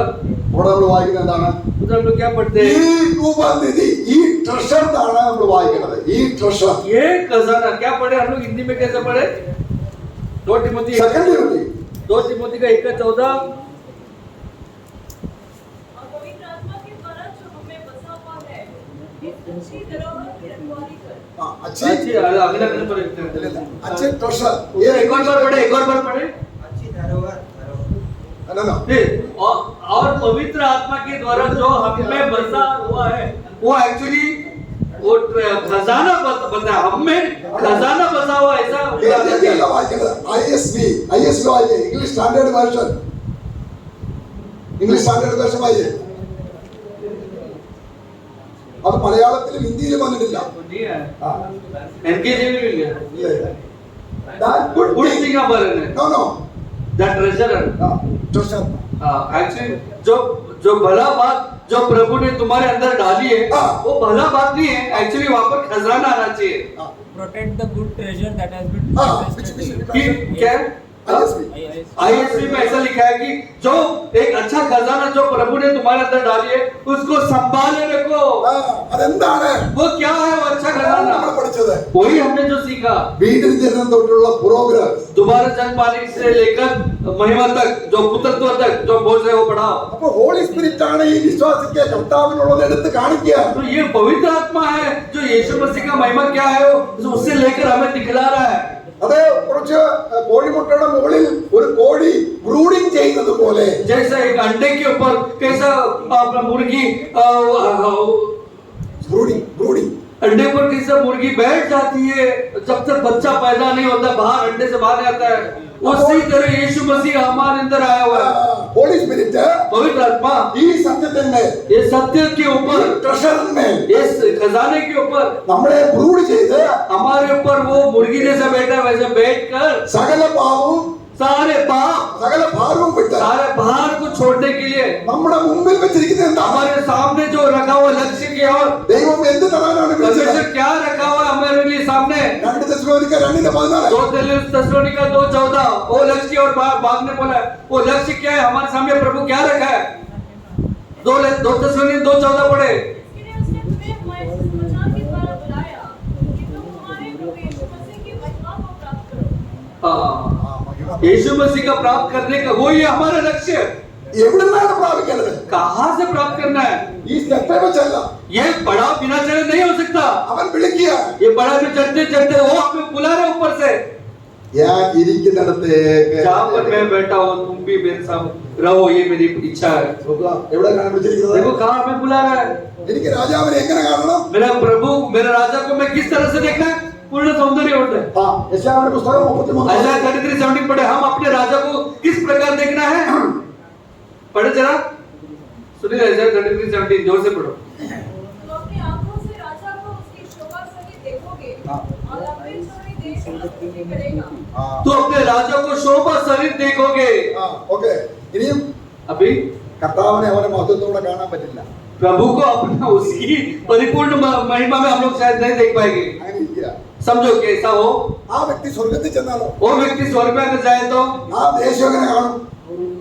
देशम वो देश कैसा से देखेगा? യെശയ്യാവിന്റെ പുസ്തകത്തിൽ വായിച്ചത് കർത്താവിനെ മാത്രമല്ല കാണും. मात्र नहीं है, वो देश पूरा देखेंगे। ആ तो वहां पर हम लोग पूरा देश को भी देखेंगे। ദേശം കാണാൻ എന്ത് വേണം? वो देश को देखने के लिए हमें क्या चाहिए? തേജസ് വേണം. तेजस चाहिए। അത് തേജസ്സിന്റെ രാജ്യമാണ്. वो क्योंकि वो राज्य वो देश तेजस का देश है। അപ്പോൾ കർത്താവിനെ സൗന്ദര്യത്തോടെ കാണുന്നതിനനുസരിച്ചാണ് तो प्रभु को जितना सौभाग्य से और सौंदर्य के रूप से हम जिसे उसे मान रहे देख रहे, ആ ദേശം നമ്മൾ അനുഭവിക്കുന്നത്. वो देश में हम लोग जाकर अनुभव करेंगे, അവിടുത്തെ സന്തോഷം നമ്മൾ അനുഭവിക്കും. वहाँ का आनंद हम लोग अनुभव करेंगे। നമുക്കൊരു വാക്യം കൂടെ വായിക്കാം. आओ हम उसको वाक्य को पढ़े। ഇവിടെ മത്തായി സുവിശേഷം 25 അധ്യായം. मत्ती का सुसमाचार का 25वां अध्याय। സോറി ഇവിടെ 10 അധ്യായം. ഒരു സ്വർഗരാജ്യത്തിന് ശിഷ്യനായ ഒരു വ്യക്തി മാത്യു ഓക്കെ നമ്മളൊരു വാക്യം വായിക്കാം. മത്തായി സുവിശേഷം 13 അധ്യായം. मत्ती का 13 में സ്വർഗരാജ്യം എങ്ങനെയുള്ളതാണെന്ന് പറയാം. स्वर्ग राज्य किस प्रकार है दृष्टांत में बता रहा है। മാത്യു 13 मत्ती का 13 44 വാക്യത്തിൽ നമ്മൾ 44 वचन 44। ആ स्वर्ग का राज्य पेट में छिपे हुए धन के समान है, उसे किसी मनुष्य ने पाया और छुपा दिया। हमारे आनंद के खातिर अपना सब कुछ बेच दिया और उस खेत को मोल ले लिया। ഇതാരാണ്? ये कौन है? मत्ती 44 में जो लिखा हुआ एक व्यक्ति जिसने एक खजाना को ढूंढ लेता है, जब खजाना मिलता है तो वो क्या करता है? वो मिट्टी खोदकर उसके अंदर छुपा देता है और बहुत आनंद हो रह जाता है। कौन है ये? സ്വർഗരാജ്യം स्वर्ग राज्य ഒളിച്ചു വെച്ചിരിക്കുന്ന छुपाया हुआ रखा हुआ स्थिति। ഓക്കെ निधि तो पड़ा പ്രിയമുള്ളവരെ, ഈ വയലിൽ ഒളിച്ചു വെച്ചു എന്ന് പറഞ്ഞാൽ ഈ ട്രഷർ ദേശത്തിന്റെ ഉള്ളിലോട്ട് വന്നു. ये मतलब एक खेती में इस खजाने को छुपाने का मतलब ये खेती, ये मेरे अंदर वो खजाना आ गया। ഇപ്പോൾ ഇദ്ദേഹത്തെ കഥാ പറയാണ്, നീ ഇത് ജ്ഞാനികൾക്കും വിവേകികൾക്കും മറച്ചു വെച്ചു. प्रभु ने बोला कि ये परमेश्वर ने ये बात, राज्य की ये बात बुद्धिमानों को और पंडितों से छुपा कर रखा, നമുക്ക് വെളിപ്പെടുത്തി. लेकिन हमें प्रकट किया। അപ്പോൾ ഇത് ഈ വ്യക്തിയെ अब ये व्यक्ति തന്നെ അന്വേഷിക്കുന്ന ബുദ്ധിമാനുണ്ടോ? ഈ ऐसा पूछा है, ഈ 12 പടികൾ അന്വേഷിക്കുന്ന ബുദ്ധിമാനുണ്ടോ എന്ന് ദൈവം അന്വേഷിക്കുക. अभी परमेश्वर भी खोज रहा है कि ये 12 जो पड़ा हुआ है इसका खोज, इस कैसा उसके ऊपर चढ़ना है, वो उसका खोज करने वाला बुद्धिमान है कि नहीं, ऐसा परमेश्वर खोज रहा है अभी। ആരാ അന്വേഷിക്കുന്നത്? कौन खोज रहा है ये? अंदर छुपी हुई बात जो आई है उसके अंदर, उसको खोजने के लिए कौन खोजेगा? പ്രിയമുള്ളവരെ, प्रिय, നമ്മളെ ലൂക്കോസ് സുവിശേഷം 15 അധ്യായത്തിൽ വായിക്കുന്നുണ്ട് 100 ആടുള്ള ഒരു ഇടയൻ. लूकोस का सुसमाचार में 15 में हम लोग देखते हैं 100 भेड़ जिसके थे, ഒരു ആട് തെറ്റിപ്പോയി. एक भेड़ खो गया। ആരാണ് അന്വേഷിക്കുന്നത്? कौन है जो ढूंढने के लिए गया? ഇടയൻ, वो चरवा, കർത്താവ്. प्रभु स्वयं। 10 ബ്രഹ്മയുള്ള ഒരു സ്ത്രീ. 10 सिक्का वाला जो स्त्री, ഒന്ന് നഷ്ടപ്പെട്ടു. एक नष्ट हो गया। ആരാണ് അന്വേഷിക്കുന്നത്? कौन है जो ढूंढने गया? അതിന്റെ യജമാനത്തെ. उसका जो मालिक ही, 2 മക്കളുള്ള ഒരു അപ്പൻ, 2 बच्चे वाला जो पिता, മകൻ നഷ്ടപ്പെട്ടു. एक बच्चा बेटा खो गया। ആരാണ് അന്വേഷിക്കുന്നത്? कौन है जो खोजने के लिए जा रहा है? പാപികളെന്ന നിലയിൽ നമുക്ക് ദൈവത്തെ അന്വേഷിക്കാൻ പറ്റില്ല. हाँ, तीनों दृष्टांत हम लोग देख सकते हैं। हम जो पाप में गिरा अवस्था में हम लोग परमेश्वर को कभी नहीं खोजेंगे, എന്നാൽ लेकिन അവൻ അന്വേഷിക്കുകയാണ്. परमेश्वर खोज रहा है അന്വേഷിച്ച് കണ്ടെത്തി और खोज कर मिल गया ഈ നിക്ഷേപം വെച്ചു. और उसने वो खजाने को हमारे अंदर डाल दिया। ദൈവമകനാക്കി परमेश्वर ने मगर बेटा बना दिया उसे നീതീകരിച്ചു, और धर्मी कराया ശുദ്ധീകരിച്ചു, और शुद्धिकरण किया उसका, എല്ലാം ചെയ്തു. सब कुछ किया, പുത്രത്വം കൊടുത്തു, पुत्रत्व भी दिया, ദേശകരണവും കഴിഞ്ഞു. तेजस्करण भी कर दिया। ഇനി അവൻ അപ്പുറത്തെ വീട്ടിലാണ് വേറെ ചെയ്യുന്നെങ്കിലോ? लेकिन अभी यहाँ पर खाकर दूसरे का घर का गुणगान कर रहे तो, അതാണ്. उधर काम कर रहे तो, यही है प्रश्न। അപ്പോൾ നിക്ഷേപം വെച്ചിട്ട് तो खजाना अंदर रखने के बाद ഇത് കിട്ടിയ വ്യക്തി ये खजाना जिसने प्राप्त किया वो व्यक्ति को क्या करना है? തേജസ്സിന്റെ കർത്താവിനെ അന്വേഷിക്കണം. वो महिमा वाला यीशु मसीह का प्रभु की खोज करना है। അപ്പോൾ तब क्या होगा? തേജസ്സിന്റെ കർത്താവ് तेजस से होगा प्रभु, അവൻ എല്ലാ കാര്യവും അന്വേഷിച്ചുകൊണ്ടേയിരിക്കും. उसके सारे बातें का प्रभु खुद खोज लेगा। Praise the Lord. आमेन। നമ്മൾ രണ്ടുപേരും കർത്താവും നമ്മളും കൂടെ ഞാൻ കർത്താവിനെ അന്വേഷിക്കുന്നു, കർത്താവ് എന്നെ അന്വേഷിക്കുന്നു. ये दोनों लोग खोज रहे हैं एक दूसरे को। मैं प्रभु का खोज रहा हूँ और प्रभु मुझे मेरे बातों के लिए खोज रहा है। കർത്താവ് എന്നെ സ്നേഹിക്കുന്നു, प्रभु मुझसे प्रेम करता है, ഞാൻ കർത്താവിനെ സ്നേഹിക്കുന്നു. उसके लिए मैं प्रभु का प्रेम करता हूँ। കർത്താവ് എത്ര അന്വേഷിച്ചിട്ടു प्रभु लेकिन कितना भी ढूंढने के बाद ഓൺലൈൻ സ്നേഹമാണെങ്കിൽ अगर एक तरफा ही प्रेम है तो നമ്മളെ സ്നേഹിച്ച സ്ഥലത്ത് വെച്ച് കർത്താവ് വരും. हमने जहाँ जिस प्रेम से हमें प्रेम किया था, जिस स्तर में प्रेम किया था, उस स्तर में प्रभु नीचे उतर कर आएगा അവിടെ വെച്ച് തേജസ്കരണം തരും. और उधर तेजस्करण देगा, പക്ഷെ പ്രതിഫലമില്ല. लेकिन कोई प्रतिफल नहीं। കാര്യം എന്താ? कारण क्या? ദൈവത്തെ പരിഗണിച്ചതില്ല. थोड़ा परमेश्वर को कीमत जितना दाम लिया परमेश्वर का कीमत नहीं उसने जाना, इस कारण അപ്പോൾ നമ്മളവിടെ ഈ ജ്ഞാനം, एक ज्ञान എന്റെ ഉള്ളിൽ വന്ന ജ്ഞാനം, मेरे अंदर आया वो ज्ञान। നമ്മളെ 1 കൊരിന്ത്യർ 2 അധ്യായം पहला कुरिन्थियों का 2 अध्याय, നമ്മൾ വീണ്ടും ജനിച്ചു എന്നുള്ളത് ജ്ഞാനത്തിലാണ് അറിയുന്നത്. പരിശുദ്ധാത്മാവ് തരുന്ന ജ്ഞാനം. हमने पहला कुरिन्थियों 2 पहले कुरिन्थियों का 1 കൊരിന്ത്യർ 2:7 2 का 7 पढ़े। हम लोग जब दोबारा जन्म प्राप्त हुए और आत्मा मिला, वो आत्मा हमें ज्ञान दे रहा है। ഇവിടെ വായിക്കുന്നത് परमेश्वर का और गुप्त ज्ञान भेद की रीति पर बताते हैं, जिसे परमेश्वर ने संतान से हमारी महिमा के लिए अपने महिमा के लिए। आमेन। तो ये पवित्र आत्मा है जो हमें ज्ञान देता है प्रभु के बारे में कि हमारे महिमा के लिए रखा है। അപ്പോൾ നമ്മുടെ ഉള്ളിൽ വന്ന तो हमारे अंदर जो आया हुआ തേജസ്സിന്റെ സുവിശേഷം, तेजस का सुसमाचार, ആ ജ്ഞാനം, वो ज्ञान, ആ ജ്ഞാനത്തിലാണ് നമ്മളെ वो വളരുന്നത്. ज्ञान में भी बढ़ना है भाइयों। ആ ജ്ഞാനിക്ക് തുല്യമായി ലോകത്തിൽ ആരുമില്ല. वो ज्ञान का तुल्य संसार में कोई भी नहीं है। നമ്മുടെ എക്ലീസിയാസ് 8:1 വായിക്കാം. सभा उपदेशक का 8 का 9 पढ़े। एक्लेसियास 8:9 ज्ञान के तुल्य कौन है और किसी बात का अर्थ कौन लगा सकता है? ഈ ഏത് ജ്ഞാനമാണത്? अब पढ़े ഞാൻ ദൈവത്തിന്റെ മകനാണ് എന്ന ജ്ഞാനം. कि जितने काम जितने काम हाँ जितने काम धरती पर किए जाते हैं, उन सबको ध्यान पूर्वक देखने में यह सब कुछ मैंने देखा और यह भी देखा कि एक मनुष्य दूसरे मनुष्य पर अधिकारी होकर अपने वो नहीं Ecclesiastes 8:1. 8:1 है 8:1 है ऐसा इज नॉट रेडी बुद्धिमान कौन है? हाँ, बुद्धिमान के तुल्य कौन है और किसी बात पर का अर्थ कौन लगा सकता है। मनुष्य की बुद्धि के कारण उसका मुख चमकता और उसका मुख का कठोरता दूर हो जाती है। ദൈവം എന്തെങ്കിലും വലിയ നിക്ഷേപം വെച്ചിട്ടുണ്ടെന്ന് അറിഞ്ഞാൽ परमेश्वर मेरे अंदर बहुत बड़ा खजाना छुपा कर रखा है, ये बात का अगर जानकारी मिले അവന്റെ മുഖം ഇങ്ങനെ ഇവിടെ വെച്ച് തന്നെ मैं ശോഭിച്ചു. इधर ही रहते वक्त उसका मुख चमकने लगेगा, है ना। നമ്മുടെ തേജസ്സിന്മേ തേജസ് പ്രാപിക്കുന്ന കാര്യമാണ്. ये तेजस में तेजस प्राप्त करने के विषय भाई हो। അപ്പൊ നമുക്ക് തേജസ് കിട്ടിയോ? क्या हमें तेजस मिला क्या? എവിടെ കിട്ടി? कहाँ पर मिला तेजस मिला क्या? ഈ हाँ ജീവൻ എന്ന് പറയുന്നത്, ജ്ഞാനം എന്ന് പറയുന്നത്, തേജസ് എന്നെല്ലാം പറയും. കിട്ടിയ ജീവന്റെ വർദ്ധം അനുസരിച്ചാണ് തേജസ്. കിട്ടിയ ഈ ജ്ഞാനത്തിനനുസരിച്ചാണ് തേജസ്. जीवन बोलो या ज्ञान बोलो या तेजस, ये तीनों को व्यापार कर कर तुमने कितना बढ़ाया उसके अनुसार ही होगा ये सारे बातें जो तुम्हें मिलेगा। तेजस भी उससे वैसे ही है। അപ്പോൾ പുത്രത്വത്തിൽ നീ ലാഡർ കാണിച്ചില്ല. നമ്മൾ പുത്രത്വത്തിൽ എത്തിയാൽ हम लोग पुत्रत्व के बढ़ाव तक पहुंचे तो നമുക്ക് തേജസ് മാത്രമല്ല, केवल हमें तेजस नहीं प्राप्त होगा। അവിടെ നമുക്ക് 1 പത്രോസ് 1:7 വായിക്കാം. पहले पत्रोस का 1:7 पढ़े। അവിടെ ഇത് മാറ്റില്ല. 1 പത്രോസ് 1:7 पहले पत्रोस 1:7 നമ്മുടെ കർത്താവ് പ്രത്യക്ഷനാകുമ്പോൾ जब हमारा प्रभु प्रकट होगा നമുക്ക് അവനിൽ നിന്നും हमें उसकी ओर से പ്രൈസ്, स्तुति, നമുക്ക് ദൈവം പ്രൈസ് ചെയ്യാണ്. परमेश्वर खुद हमारी सराहना कर रहा है। तो सोचो कितना बड़ी बात है। ഗ്ലോറി महिमा പിന്നെ കിട്ടും. और क्या मिलेगा? आदर आदर। ദൈവം ഒരാളെ ബഹുമാനിക്കുന്ന പറഞ്ഞത് अगर परमेश्वर एक व्यक्ति का आदर कर रहा है तो कितनी बड़ी बात होगी भाइयों। ദൈവം ഒരാളെ കാരണം ആ ബഹുമാനിക്കാനുള്ളതിന് വേണ്ടിയാണ് ഈ ജനം തന്നിരിക്കുന്നത്.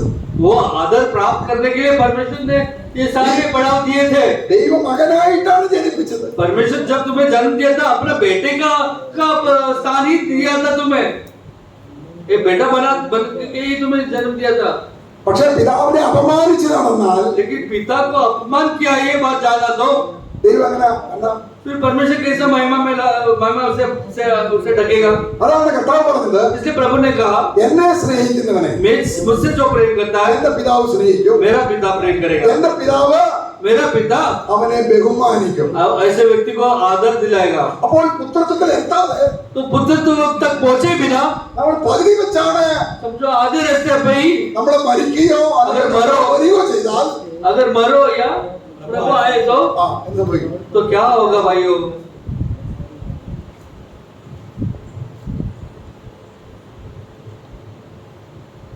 എന്ത് സംഭവിക്കും? क्या होगा? അപ്പൊ നമുക്ക് 60-ാമത്തെ വയസ്സിൽ നിന്ന് तो फिर हम लोग क्या हो जाएगा उनमें? हमारा आत्मिक उम्र 60 साल की उम्र से लेके सीधा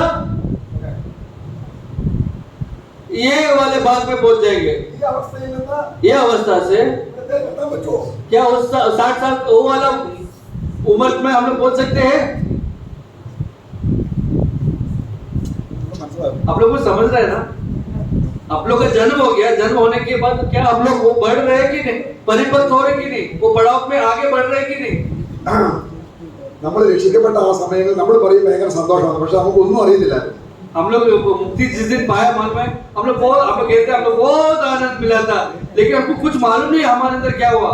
പക്ഷേ लेकिन ദൈവം എങ്ങനെയോ കൃപ ചെയ്ത് परमेश्वर कैसे भी अनुग्रह करो स्वरूप ഒരു മാസം ജനിച്ച കുഞ്ഞിനെ പോലാക്കി. हमें कैसे भी 1 महीना जैसा शिशु का कितना परिपूर्ण हो गया उतना स्तर तक लाके खड़ा किया। അങ്ങനെ ജനിച്ചുവെങ്കിൽ अगर ऐसा पैदा हुआ है तो അവരെന്താ ആഗ്രഹിക്കും? वो क्या इच्छा रखेगा? वो വചനമെന്ന മായമില്ലാത്ത അപ്പം ऐसा स्तर तक पहुंचा तो ऐसे विश्वासी के प्रति प्रभु क्या विचार इच्छा रखता है कि कम से कम वचन जो दूध के समान वो पिए। അപ്പോൾ അവന് എവിടേക്ക് അവന് ആരായി തീരും? तो वो क्या बन जाएगा? 5 മുതൽ 20 വയസ്സുള്ളവനാവും. वो फिर ऐसा पीते पीते प्रभु का ज्ञान में बढ़ते बढ़ते वो क्या होगा? फिर उसका दूसरा पड़ाव में पहुंचेगा। वो है 5 से 20 साल का क्लास भाग പിന്നെ അവൻ പിന്നെയും എന്ത് ചെയ്യാൻ വളരുകയാണ്. फिर वो बढ़ते जा रहा है और आगे 20 വയസ്സ് മുതൽ 60 വയസ്സാവും. 20 से लेके 60 साल का उम्र तक का वो परिपक्वपन. എന്നാലും പിന്മാറ്റത്തിൽ പോകാൻ സാധ്യതയുണ്ട്. फिर भी वापस हम लोग बैकस्लाइड हो सकते हैं. അതാണ് ഡിക്ലെയർ. वो है वापस रिटर्न जाना, विश्वास त्यागना. അതിനാണ് ദൈവം ബാലശിക്ഷ വെച്ചിരിക്കുന്നത്. इसीलिए परमेश्वर ने हमें बाल शिक्षा ताड़ना दिया रखा है. क्यों ബാലശിക്ഷ എന്തിനാണ്? क्यों ताड़ना रखा है? നമ്മളെ ആ 100 ഫോൾഡ് 60 ഫോൾഡ് 30 ഫോൾഡ് ആകുന്ന 20 മുതൽ 60 വയസ്സുള്ള കാലഘട്ടത്തിലേക്ക് യൗവനത്തിൽ നിൽക്കാൻ വേണ്ടിയാണ്. मालूम है क्यों हमें प्रभु ताड़ना देते हैं ताकि 50 वोल्ट 60 वोल्ट 100 वोल्ट ये लेवल का प्राप्त का परिपक्वपन पहुंचने के लिए, यौवन काल का जो शक्ति तक पहुंचने के लिए. നമ്മള് ആത്മീയമായിട്ട് ഒന്നും അറിയത്തില്ലെങ്കിലും भले आत्मिक कोई भी बातें तुम्हें समझो नहीं समझ रहा जानते हैं, നാം തേജസ്സിന്റെ കർത്താവിന്റെ അടുക്ക വന്നാൽ മതി. हम लोग तेजस्करण प्राप्त किया हो प्रभु के नजदीक आवे, ഇതെല്ലാം ചെയ്യുന്നവനാണ്. क्योंकि ये सब करने वाला वो ही है. നമ്മളെ വീണ്ടും ജനിപ്പിക്കുന്ന കർത്താവാണ്. हमारा दोबारा जन्म देने वाला व्यक्ति भी वही है. നീതീകരിക്കുന്നവനാണ്. धर्मी ठहराने वाला व्यक्ति भी സാക്രിഫൈ ചെയ്യുന്നവനാണ്. शुद्धिकरण लाने वाला व्यक्ति भी वही है. അവസാനം ഗ്ലോറിഫൈ ചെയ്യുന്നവനാണ്. अंत में महिमा में तक लाने वाला व्यक्ति भी वही है. उसी के पास तुम्हें जाना है. പക്ഷെ നമ്മളെ കിട്ടുന്നില്ല അങ്ങനെ ചെയ്യാൻ. लेकिन हमें प्रभु को मिल रहा नहीं है. वो हमें खोज रहा है, वो हमारे पास आ रहा है, लेकिन हम और किधर भटक रहे हैं. എന്താണ് പരിശുദ്ധാത്മാവ് നമ്മളെ കുറിച്ച് ദുഃഖിക്കുന്നത്? पवित्र आत्मा हमारे विषय में क्या मालूम है क्यों इतना दुखी रहता है? നമ്മൾ എസ്റ്റിമേറ്റ് ചെയ്യാനുള്ള കഴിവിന് നമ്മളെ അനുഗ്രഹിക്കാൻ ആത്മാവിന് കഴിയുന്നില്ല. जिस व्यक्ति को हम लोग कीमती समझकर उसका ही खोज करना चाहिए, उसे खोज किए बिना हम लोग और कोई बात का कीमत को कीमती समझ रहे हैं. അപ്പൊ നമ്മളവിടെ പൗലോസ് പറയാണ്, इसलिए पौलुस कहता है 2 തീമോഥെയോസ് 4:7 2 तीमुथियुस के 4:7 ഞാൻ നല്ല ഓട്ടം ഓടി मैं एक अच्छा दौड़ को दौड़ा. എന്ന് പറഞ്ഞ എന്താ അർത്ഥം? कहने का मतलब क्या എന്താണ് ഓടിയത്? क्या क्या इधर भागने का मतलब? I kept the faith. मैंने विश्वास को थामे रखा. അതെന്താണ്? वो क्या है? ട്രഷറാണ്. ये सारे बात खजाने. അവൻ എപ്പോഴും 60ാമത്തെ വയസ്സിൽ നിന്നു. वो 60 साल की उम्र में था तभी भी. 60ാമത്തെ വയസ്സ് പറഞ്ഞാൽ നമ്മളിവിടെ അക്ഷരീയമായ വയസ്സിനെ കുറിച്ചല്ല. मैं उसका हकीकत का 60 साल की बात नहीं कर रहा हूँ. ये यहाँ का जो भाग है उस पड़ाव की बात कर रहा हूँ. നമ്മൾ വായിക്കുന്നുണ്ട്, हम लोग पढ़ते हैं വാർദ്ധക്യത്തിലും ഫലം കായ്ച്ചുകൊണ്ടിരുന്നു. വാർദ്ധക്യത്തിലും ഫലം കായ്ച്ചുകൊണ്ടിരിക്കുന്നു. ഏജ് हाँ वो जब वो बुजुर्ग था तभी भी वो फलवंत था. കാലേബ് എത്ര വയസ്സുണ്ട്? कालेब का उम्र कैसा था? कितना था? 80 വയസ്സ്. 80 years. അപ്പോഴും പറയുകയാണ് तभी भी वो कहता है മല കയറുവാനും. मैं तो पर्वत चढ़ूंगा. അപ്പോൾ ഇവിടെ നമ്മുടെ ഫിസിക്കൽ ആയിട്ടുള്ള ഇതല്ല ഇവിടെ കാണിക്കുന്നത്. ये शारीरिक शक्ति को नहीं, मैं के विषय में नहीं ये बात भाइयों. അപ്പോൾ നമുക്ക് ഒരു 30% എങ്കിലും തേജസ്കരണം ക്രിസ്തുവിന്റെ തേജസ് വെച്ച് നോക്കുമ്പോൾ तो यीशु मसीह का जो महिमा अगर 100% है तो हमें कम से कम 30% तक तो महिमा प्राप्त करना चाहिए भाइयों. കിട്ടിയാൽ अगर मिला तो നമുക്ക് എന്തൊക്കെ കിട്ടും? हमें क्या क्या मिलेगा? പ്രൈസ്. स्तुति. കർത്താവ് നമ്മളെ പ്രൈസ് ചെയ്താൽ ദൂതന്മാർക്ക് സല്യൂട്ട് അടിക്കാൻ अगर परमेश्वर किसी व्यक्ति का अगर स्तुति कर रहा है तो फिर स्वर्गदूत तो सलाम मारेंगे ही मारेंगे. അപ്പോൾ ഇവിടെ നമ്മൾ ആ ലാഡറിലേക്ക് വീണ്ടും വിടാം. तो आओ वापस वो पड़ाव की ओर आए. ഒന്നരക്ക് നിർത്തണമെന്ന് ആഗ്രഹിച്ചു. കാരണം 2 മണി വരെ പോകണ്ട, നമ്മൾ എന്ത് പിരിയല്ലേ. അപ്പൊ സ്നേഹത്തിൽ പിരിയാം, സന്തോഷത്തിൽ. 2 മണി വരെ ഹോൾ ഉണ്ട്. അല്ലല്ല, എല്ലാവരും ഇവിടെ നമ്മൾ വീട് നോക്കാം. അത് പതിനേഴ് ആ, ഇവിടെ നോക്കുക. നദനയേലിനോട് കർത്താവ് പറഞ്ഞ എന്താണ്? नतनएल को प्रभु ने क्या कहा? നീ കാണും. तुम देखोगे സ്വർഗത്തിലെ ദൂതന്മാർ കയറി ഇറങ്ങുകയും ചെയ്യുന്നു. स्वर्गीय दूतों को ऊपर चढ़ना और उतरना देखोगे. എന്താ, ഏത് പടിയിലൂടെയാണ് ഇറങ്ങുന്നത്? कौन सा पड़ाव में से उतरेंगे चढ़ेंगे वो स्वर्गदूत? ഒരാളെ വീട് ജനിപ്പിക്കണമെങ്കിൽ अगर एक व्यक्ति का दोबारा जन्म दिलाना है तो കർത്താവ് ഇവിടെ വരണം. प्रभु को उधर आना पड़ता है. അപ്പോൾ കർത്താവിനോട് കൂടെയുള്ള ദൂതന്മാർ ഇവിടെ ഇരിക്കാൻ പറ്റില്ല. तो परमेश्वर के साथ जो दूत, यीशु मसीह के साथ जो दूत है वे लोग उधर बैठे नहीं रह सकते. उन लोग को नीचे उतराना पड़ता है. അവരെ ഇറങ്ങി വരണം. उनको नीचे उतराना है. वो ये समझा. നമ്മെ ശുദ്ധീകരിക്കാൻ ഒരാൾ മാത്രമല്ല, हमें शुद्धिकरण करने के लिए केवल एक व्यक्ति नहीं आ रहा है भाइयों. സ്വർഗത്തിലെ മുഴുവൻ സൈന്യവും स्वर्ग का संपूर्ण सैन्य, ദൈവത്തിന്റെ ആത്മാവും प्रभु का आत्मा, സ്വർഗീയ സേന തയ്യാറാണ്. स्वर्गीय सेना तैयार है, കാരണം നമ്മൾ ജീവിക്കുന്നത് സാത്താന്യ രാജ്യത്താണ്. कारण हम लोग जो अभी जी रहे हैं शैतान के राज्य में വലിയ ഒരു സൈന്യം നമുക്കെതിരെ നിൽപ്പുണ്ട്. बहुत बड़ा संख्या में एक सेना विरुद्ध पार्टी जो है हमारे विरुद्ध खड़ा है, പോരാട്ടമുള്ളത് क्योंकि हमारा लड़ाई है ആരോടാണ്? किसके विरुद्ध? നമുക്ക് ആറാം രാജ്യം ഏലിശ നമ്മൾ കാണുന്നുണ്ട്. हम लोग एफएसयू के 6 में देख सकते हैं हमारा लड़ाई तो स्वर्गीय आत्मिक सेना के विरुद्ध है. ഏലിശ ഏലിശയെ ചുറ്റി ആ രാജാക്കന്മാർ വളഞ്ഞു വന്നു. एलिशा राजा के समय में सारे जो आराम के जो सेना उसके विरुद्ध चारों ओर जकड़ लिए. അപ്പം ഏലിശ നോക്കിയപ്പോൾ സ്വർഗത്തിലെ സൈന്യം മുഴുവൻ നിരന്നിരിക്കുക. लेकिन एलिशा की जब आंखें खोलकर उसने देखा तो स्वर्ग की सारे सेना उनके पीछे पूर्ण रूप से कवच बांध गया. പുള്ളി ഇത് ചെയ്തപ്പോ എല്ലാവരും ഇത് എപ്പോഴും ഉള്ളതാണ്. ये वाले हमेशा की बात है ना ये. അപ്പോൾ പക്ഷെ ദാസൻ നോക്കിയപ്പോൾ ആരെ കാണുന്നത്? लेकिन दास ने देखा तो उसने किसको देखा? ശത്രുരാജ്യത്തിന്റെ സൈന്യത്തെ. शत्रु की सेना को ही. അപ്പോൾ ശത്രു സൈന്യത്തിന് നടുവിലാണെങ്കിൽ तो शत्रु सेना के बीच में अगर हम है तो സ്വർഗ സൈന്യം മുഴുവൻ നമ്മളുണ്ട്. स्वर्ग सैन्य पूर्ण रूप से हमारे साथ है. കാരണം ദൈവത്തിന്റെ ആ വലിയ സ്നേഹമാണ് എന്നെ ഇവിടെ നിന്നും അവിടെ എത്തിക്കണമെന്ന്. क्योंकि परमेश्वर का ये महान प्रेम है भाइयों कि हमें कैसे भी तरह इस पड़ाव से लेके उस पड़ाव तक हमें कैसे भी पहुंचाए. അതിനാണ് നമുക്ക് ബാലശിക്ഷ തരുന്നത്. इसीलिए तो परमेश्वर हमें बाल शिक्षा कारण देता है. പക്ഷേ ചെല്ലെ സംബന്ധിച്ചോളം കർത്താവ് പറയുന്നത് പോലെ क्योंकि कभी कभी कहाँ पर प्रभु जैसा बोलते हैं वैसा എത്ര അടിച്ചാലും ഒരു കുറവ് തന്നെ കാണിക്കുന്നു. कितना भी मारे तो भी कोई भी बदलावट नहीं दिख रहा.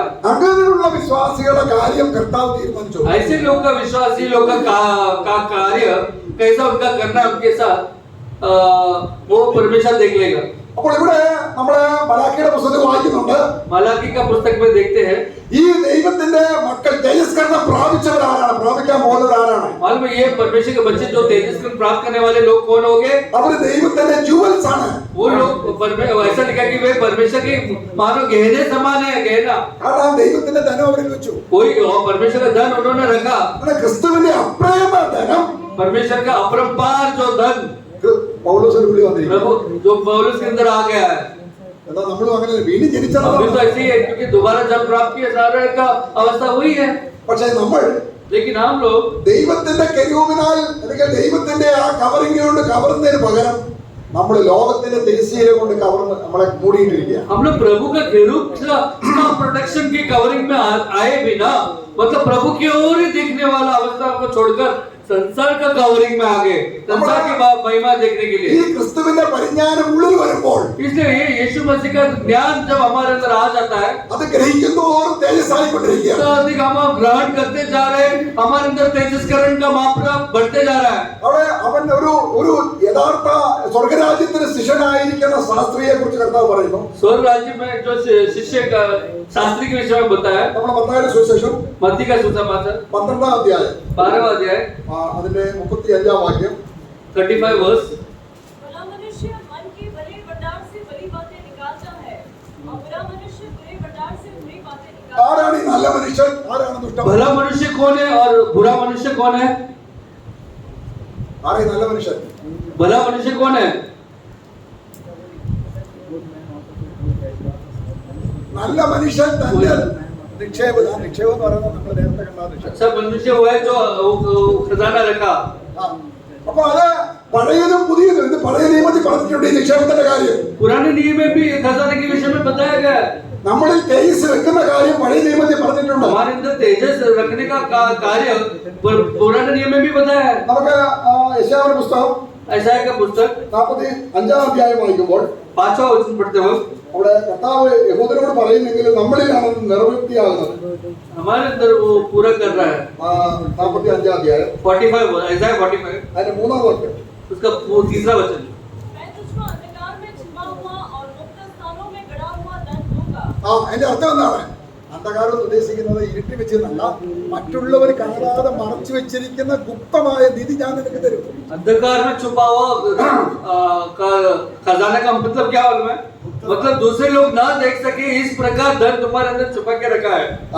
അതിന്റെ അർത്ഥം എന്താണ്? उसका अर्थ क्या है? അത് കർത്താവ് മത്തായിയുടെ സുവിശേഷത്തിൽ അത് പറയുന്നുണ്ട്. मत्ती का सुसमाचार में वो बातें बताई है. മത്തായിയുടെ സുവിശേഷത്തിൽ പറയുന്നുണ്ട്, मत्ती का सुसमाचार में ഞാൻ बताया, നിങ്ങളോട് രഹസ്യത്തിൽ പറഞ്ഞത് मैं जो बातें तुम्हें रहस्य में बताया हूँ നിങ്ങൾ പുറമകളിൽ ഘോഷിക്കണം. तुम बाहर जाकर बताना है. അതെന്താണ്? वो क्या है? ഈ ട്രഷർ, ये खजाना, അതാ നമ്മൾ ഈ തേജസ്കരണം പ്രാപിക്കുന്ന വിഷയം. मतलब हम लोग तेजस्करण प्राप्त करने वाला विषय. അപ്പോൾ ഇത് നമ്മൾ അറിയുക മാത്രമല്ല, केवल ये बात का जानने ही नहीं है, നമ്മൾ ഇത് ഉറക്കെ വിളിച്ചു പറയണം. हम लोग को चिल्ला चिल्ला कर सबको बताना है. കാരണം യേശുക്രിസ്തുവിനെ മഹത്വം പ്രാപിക്കാനാണ് സുവിശേഷത്താൽ വിളിച്ചത്. हमें कारण यीशु मसीह का महिमा प्राप्त करने के लिए सुसमाचार के द्वारा हमें बुलाया गया है. എന്നാൽ വേറൊരു വെയിൻ ഗ്ലോറി, लेकिन दूसरा प्रकार का एक व्यर्थ महिमा है. അതാണ് നമ്മുടെ ഈ ഗ്ലോറിക്ക് എതിരെ നമ്മുടെ ഫുട്നോട്ട് നമ്മുടെ വായിക്കുന്ന ഇതിലേക്ക് പോകുമ്പോൾ, ഔട്ട്ലൈനിലേക്ക് നോക്കുമ്പോൾ, हम लोग जब पेपर में जो लिखा हुआ है आउटलाइन में अगर जाए तो അവിടെ വെയിൻ ഗ്ലോറിക്ക് എപ്പോഴും സാക്ഷാൽ ഗ്ലോറിക്ക് എതിരെ ഒരു വെയിൻ ഗ്ലോറി സാത്താൻ തരാൻ ആഗ്രഹിക്കും. मुझे व्यर्थ महिमा हमेशा परमेश्वर के सत्य महिमा के विरुद्ध खड़े रहता है नहीं देखने के लिए. അവിടെ ആകാശത്തിന്റെ കീഴിലുള്ളതെല്ലാം വെയിൻ ഗ്ലോറി ആണെന്നാണ് വായിക്കുന്നത്. बाइबल में लिखा है कि आकाश के नीचे जो बातें दिख रहा है सारे के सारे व्यर्थ ग्लोरी है, व्यर्थ महिमा है. എന്നാൽ ആകാശത്തിന് മുകളിൽ लेकिन आकाश के ऊपर 2 कोरिന്ത്യർ 4:17 2 कुरिन्थियों का 4 का 17 2 कोरिന്ത്യർ 4:17 2 कुरिन्थियों 4 का 17 क्योंकि हमारा पर्वत का हल्का सा क्लेश हमारे लिए बहुत ही महत्वपूर्ण और अनंत महिमा उत्पन्न करता था. ആ മഹിമയ്ക്ക് ഒരു പ്രത്യേക പേര് പറയുകയാണ്. മറ്റേ ഗ്ലോറി ഏതാണ്? വെയിൻ ഗ്ലോറി, തൽക്കാലം. दूसरा जो महिमा क्या है वो तत्काल का महिमा है, वो व्यर्थ महिमा है. കാണുന്ന ഗ്ലോറി താൽക്കാലികം. दिखने वाला महिमा तत्काल का महिमा थोड़ा टाइम के लिए का ही है. എന്നാൽ നമ്മുടെ ഗ്ലോറി ദൈവം മറച്ചു വെച്ചിരിക്കുന്നു. लेकिन हमारा महिमा परमेश्वर ने छुपा कर रखा है. അത് വെളിപ്പെടുന്ന ഒരു ദിവസമുണ്ട്. वो प्रकट होने वाला एक दिन है. അവൻ വെളിപ്പെടുമ്പോൾ നാം जब वो प्रकट होगा हम भी उसके साथ महिमा में प्रकट होंगे. ആരാ വെളിപ്പെടുന്നത്? कौन है वो प्रकट करने वाला? അവന്റെ സിംഹാസനത്തിൽ ചെന്നെത്തിയവൻ. सिंहासन किसको वो प्रकट करेगा? उसके सिंहासन तक पहुंचने वाले हर एक विश्वासियों को. ഈ ചെലവെല്ലാം ഇട്ടിരിക്കുന്നത് നമ്മളെ തേജസ്കരിക്കാൻ വേണ്ടിയാണ്. इतना कीमत पूरा उसने चुका कर वहां पर से कीमती उतना जाना, इसलिए वहां तक वो पहुंचा. അപ്പൊ നമുക്ക് എത്ര ദിവസം വേണം വീണ്ടും ജനിച്ചിട്ട് അവിടെ ചെല്ലാൻ? मैं भाई अगर सवाल पूछूं कितना दिन लगेगा ये अगर एक दोबारा जन्म पाया हुआ बालक है वो स्तर तक पहुंचने के लिए? എത്ര ദിവസം വേണം? उसी दिन ही वो तेजस्करण तक पहुंच गया हुआ. കാരണം ഇത് ജീവനാണ്. कारण ये जीवन की बात है. അപ്പൊ നോക്കുക, നിങ്ങൾ വേദപുസ്തകം तुम लोग परमेश्वर के पुस्तक में അടച്ചിട്ട ഒരു റൂമിൽ बंद किया हुआ दरवाजे के अंदर നിങ്ങൾ ആഹാരമെല്ലാം ഒഴിഞ്ഞ് सारा भोजन को तुम लोग नकार कर അടച്ചിട്ട റൂമിൽ बंद किया हुआ दरवाजे के अंदर, കർത്താവേ हे प्रभु നിന്റെ സ്നേഹം എനിക്കൊന്ന് കാണിച്ചു തരണം. ऐसा प्रार्थना करते, तेरा प्रेम मुझे दिखाना भाई, നിന്റെ വചനം എനിക്ക് തരണം. വചനം, तेरा वचन मुझे देना, യേശുവിന്റെ വചനം. तेजस का वाला वचन मुझे देना. നമ്മൾ പ്രാർത്ഥിക്കുക, हम आओ हम प्रार्थना करें, വചനം വായിക്കുക, वचन पढ़े, പ്രാർത്ഥിക്കുക, प्रार्थना करें, വചനം വായിക്കുക, वापस वचन पढ़े, തേജസ്കരണം വന്നുകൊണ്ടിരിക്കുക. तेजस्करण बढ़ते जाएगा. നിങ്ങൾ 6 മണിക്കൂർ तुम लोग अगर कम से कम 6 घंटे भी കർത്താവായ യേശു ക്രിസ്തു प्रभु यीशु मसीह കാൽവരിയിൽ ക്രൂശിക്കപ്പെട്ട कलवरी पे क्रूस किया हुआ ആ മരണത്തോടെ ഏകീഭവിച്ച उस मृत्यु के साथ अगर तुम भी एक हो जावे तो ഐഡന്റിഫിക്കേഷൻ കണ്ടു. तुम आइडेंटिफिकेशन में देख लिया, അവന്റെ മരണത്തോട് ഏകീഭവിച്ച उसका मृत्यु के साथ अगर तुम एक हो जावे तो പിന്നെ എവിടെയാണ്? तो फिर कहां पर हो मालूम है? ഒന്ന് സ്വർഗ്ഗം. तुम स्वर्ग में पुनरुत्थान में हो. ആ പക്ഷേ നമ്മൾ ബിസിയാണ്. लेकिन हम लोग बहुत व्यस्त है നമുക്ക് കാരണം ഒരുപാട് ജോലിയുണ്ട്. क्योंकि बहुत हमारे ऊपर जिम्मेदारी है. നമ്മൾ ഭയങ്കര ബിസിനസ്സുകാരാണ്. हम लोग बहुत बड़े व्यापारी लोग हैं. കാരണം ഒരു ബിസിനസ് ഇല്ലെങ്കിലും വീട്ടിൽ ഇരുന്നാലും മൊബൈൽ കളിച്ചോണ്ടിരിക്കുക. ഇതാ कोई अगर धंधा नहीं तो भी घर पे वो बहुत बिजी है. क्यों? तो धंधा है मोबाइल का धंधा, मोबाइल में ही बड़ा रहता है, बहुत बिजी है. കർത്താവിനെ എസ്റ്റിമേറ്റ് ചെയ്യുക. वो प्रभु का कीमत वो जान रहा है, देखो कितना जाना है उसने अभी तक. നോക്കുക, देखो ഇവിടെ നമ്മളാണ്. प्रिय हम लोग कौन है? സഭ എന്തിനാണ്? कलीसिया क्यों दिया है? നമുക്ക് അന്യോന്യം പ്രബോധിപ്പിച്ച് एक സഹോദരന്മാരെ, दूसरे को उत्साहित कर एक दूसरे को मदद करने के लिए. നമ്മൾ ആരും ഒരു വ്യക്തിയായിട്ട് പോയി തേജസ്കരണം പ്രാപിക്കാൻ പോവുകയല്ല. हम लोग कोई भी एक व्यक्ति अकेला जाए तो उसको बनकर वहां पर तेजस्करण प्राप्त करने का बात नहीं है ये. നമ്മുടെ സഹോദരന്മാരെയും കൂടെ പിടിച്ചോണ്ടാണ് हम പോകുന്നത്. लोग भाई लोग को पकड़ते हुए आगे बढ़ रहे भाइयों. കാരണം ഇതൊരു കൂട്ടമായിട്ടുള്ള തേജസ്കരണമാണ്. कारण ये समूह महिमा का कार्य है। കാരണം ഇത് കൂട്ട മരണമാണ് ക്രൂശിൽ നടന്നത്. कारण मृत्यु भी हमारा एक अकेला मृत्यु नहीं हुआ, वो समूह सब मिलकर एक साथ हम लोग मसीह में मारे गए थे। Praise the Lord. Praise the Lord. Israel ജനം ചെങ്കടൽ കടന്നത് എങ്ങനെയാണ്? इस्राएल के लोग कैसा वो लाल समुद्र पार किए थे? अकेले थे कि मोसेस या सब मिलकर?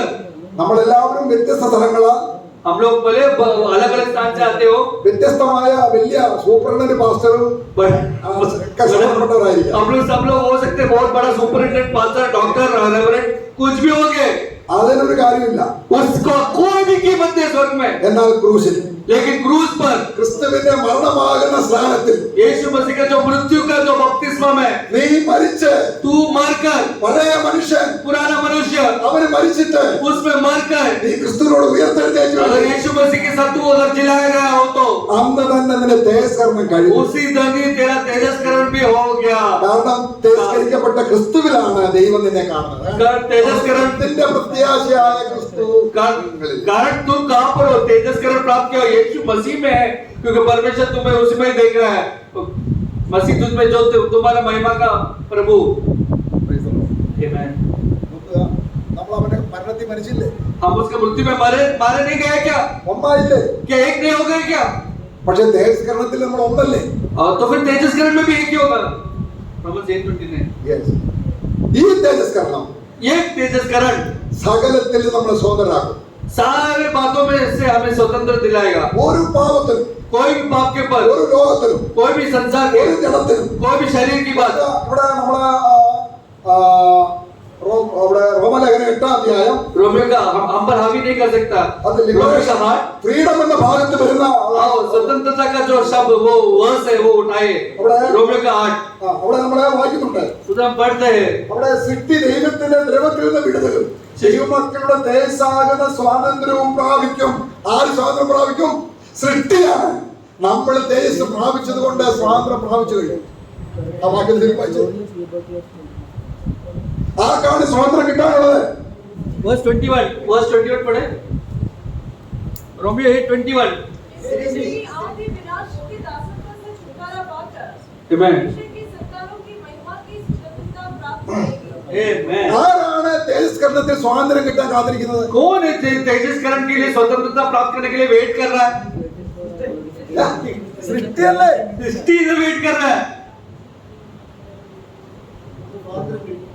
ക്രിസ്തുവിനാണ് ഇത്. കാരണം ക്രിസ്തുവിനെ അടർത്തിയല്ല നമ്മളെപ്പോഴും हम लोग मसीह में हैं, मसीह से अलग नहीं है। जो अंदर छुपा है वहां बाहर प्रकट होने के लिए सृष्टि वेट कर रही है। അപ്പൊ തേജസ്കരണത്തിന്റെ മെഷർ കിട്ടിക്കഴിഞ്ഞു. तो तेजस्करण का प्राप्त हो चुका है, केवल लेकिन छुपा हुआ है, प्रकट होना ही बाकी है। ഒരാൾ നരകത്തിൽ പോകുമ്പോൾ एक व्यक्ति जब नरक में जाता है, മരിക്കുന്ന ദിവസം मरने वाला दिन എന്താ കിട്ടുന്ന അറിയാമോ? क्या मिलेगा मालूम है उसको? നരകത്തിൽ ചൂടിന്റെ ഡെൻസിറ്റി കൃത്യമായി അളന്നു കഴിഞ്ഞു. नरक में जो उसका अंगार का जो भट्टी का जो गर्माहट उसको जितना मिलना चाहिए माप से वो ऑलरेडी तय किया गया है। പിന്നെ മരിച്ച നരകത്തിൽ പോയി അത് കൂടുവോ? क्या नरक में जाने के बाद क्या वो टेम्परेचर बढ़ने वाला है क्या? नहीं ഇല്ല. नहीं। അവനവൻ ചെയ്ത പ്രവൃത്തിക്ക് അനുസരിച്ചാണ് ഡെൻസിറ്റി നരകത്തിലുള്ളത്. उसकी हर एक व्यक्ति अपने क्रिया के कार्य करने के अनुसार होगा उस नरक का आपका भट्टी का जो माप। നമ്മൾ സ്വർഗത്തിൽ ചെന്ന് തേജസ്കരണം എന്ന് പറഞ്ഞാൽ എന്താ? ഇവിടെ ഭാവിച്ചത് അങ്ങോട്ട് വെളിപ്പെടുത്തുന്നേ ഉള്ളൂ. उसी तरह स्वर्ग में तेजस्करण प्राप्त करने का माप कितना होगा? इधर जितना तुमने प्राप्त किया उतना ही होगा उधर प्रकट करने वाले।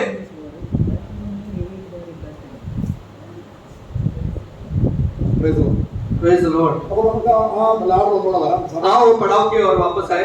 ഇന്ന് നമ്മൾ കർത്താവിനെ കാണുമ്പോൾ आज हम प्रभु को देखेंगे, जब കർത്താവിനോട് പ്രാർത്ഥിക്കുമ്പോൾ आओ हम जब प्रार्थना करेंगे प्रभु യേശുവിന്റെ के അടുക്കൽ ചെല്ലുമ്പോൾ यीशु मसीह के नजदीक जब हम അവനുമായി जाएंगे, കൂട്ടായ്മ പുലർത്തുമ്പോൾ उसके साथ जब संगति करेंगे, तब അവൻ 1 കൊരിന്ത്യർ 1:9 വാക്യത്തിൽ पहला कुरिन्थियों के 1:19 में लिखा है തന്റെ പുത്രനുമായുള്ള കൂട്ടായ്മ वो हमें पुत्र के संगति में, ഈ കൂട്ടായ്മയിലേക്ക് വിളിച്ച ദൈവം इस संगति पुत्र की संगति में बुलाया हुआ परमेश्वर। ജംഗ്ഷനിലാണ് നാം ക്രിസ്തുവിനെ കണ്ടുമുട്ടുന്നത്. കൂട്ടായ്മയ്ക്ക് वो कोई भी बड़ा में रुकावट नहीं लाने वाला है परमेश्वर। ഇവിടെ പറയുന്ന ഈ 12 സ്റ്റെപ്പിൽ 12 അല്ല 15 ഉണ്ട് എങ്കിലും ചുരുക്കിയിരിക്കാം. 12 नहीं, कम से कम 14 है, लेकिन मैं इसे छोटा किया കാരണം कारण അവിടെ ഞങ്ങളുടെ കൂട്ടായ്മയോ हमारा संगति പിതാവിനോടും पिता के साथ, പുത്രനെങ്കിലേ പിതാവിനോട് കൂട്ടായ്മയുള്ളൂ. और पुत्र है तो ही पिता के साथ संगति होगा. Praise the Lord. Praise the Lord. നമ്മൾ പുത്രത്വം ഇല്ല എങ്കിൽ എങ്ങനെയാ പിതാവിനോടും പുത്രനോടും കൂട്ടായ്മ കിട്ടുന്നത്? अगर हम लोग पुत्रत्व नहीं है तो फिर हम लोग कैसा, पिता नहीं तो कैसा हम लोग पुत्र के साथ हमारा सहभागिता होगा? ഇത് ഒരുപാട് നാള് നമ്മൾ ചിന്തിച്ച് ധ്യാനിച്ച് കഠിനാധ്വാനം ചെയ്യുന്ന കാര്യമല്ല. ये बहुत साल हम लोग प्रार्थना करके कुछ मेहनत करके पैसे दबाकर प्राप्त करने वाली बात नहीं है. ഇത് കർത്താവ് നമ്മളുടെ കാര്യം തീർപ്പാകട്ടെ. അത് മാത്രം ഞാൻ പൂവറാണെന്ന് സമ്മതിച്ചാൽ മതി.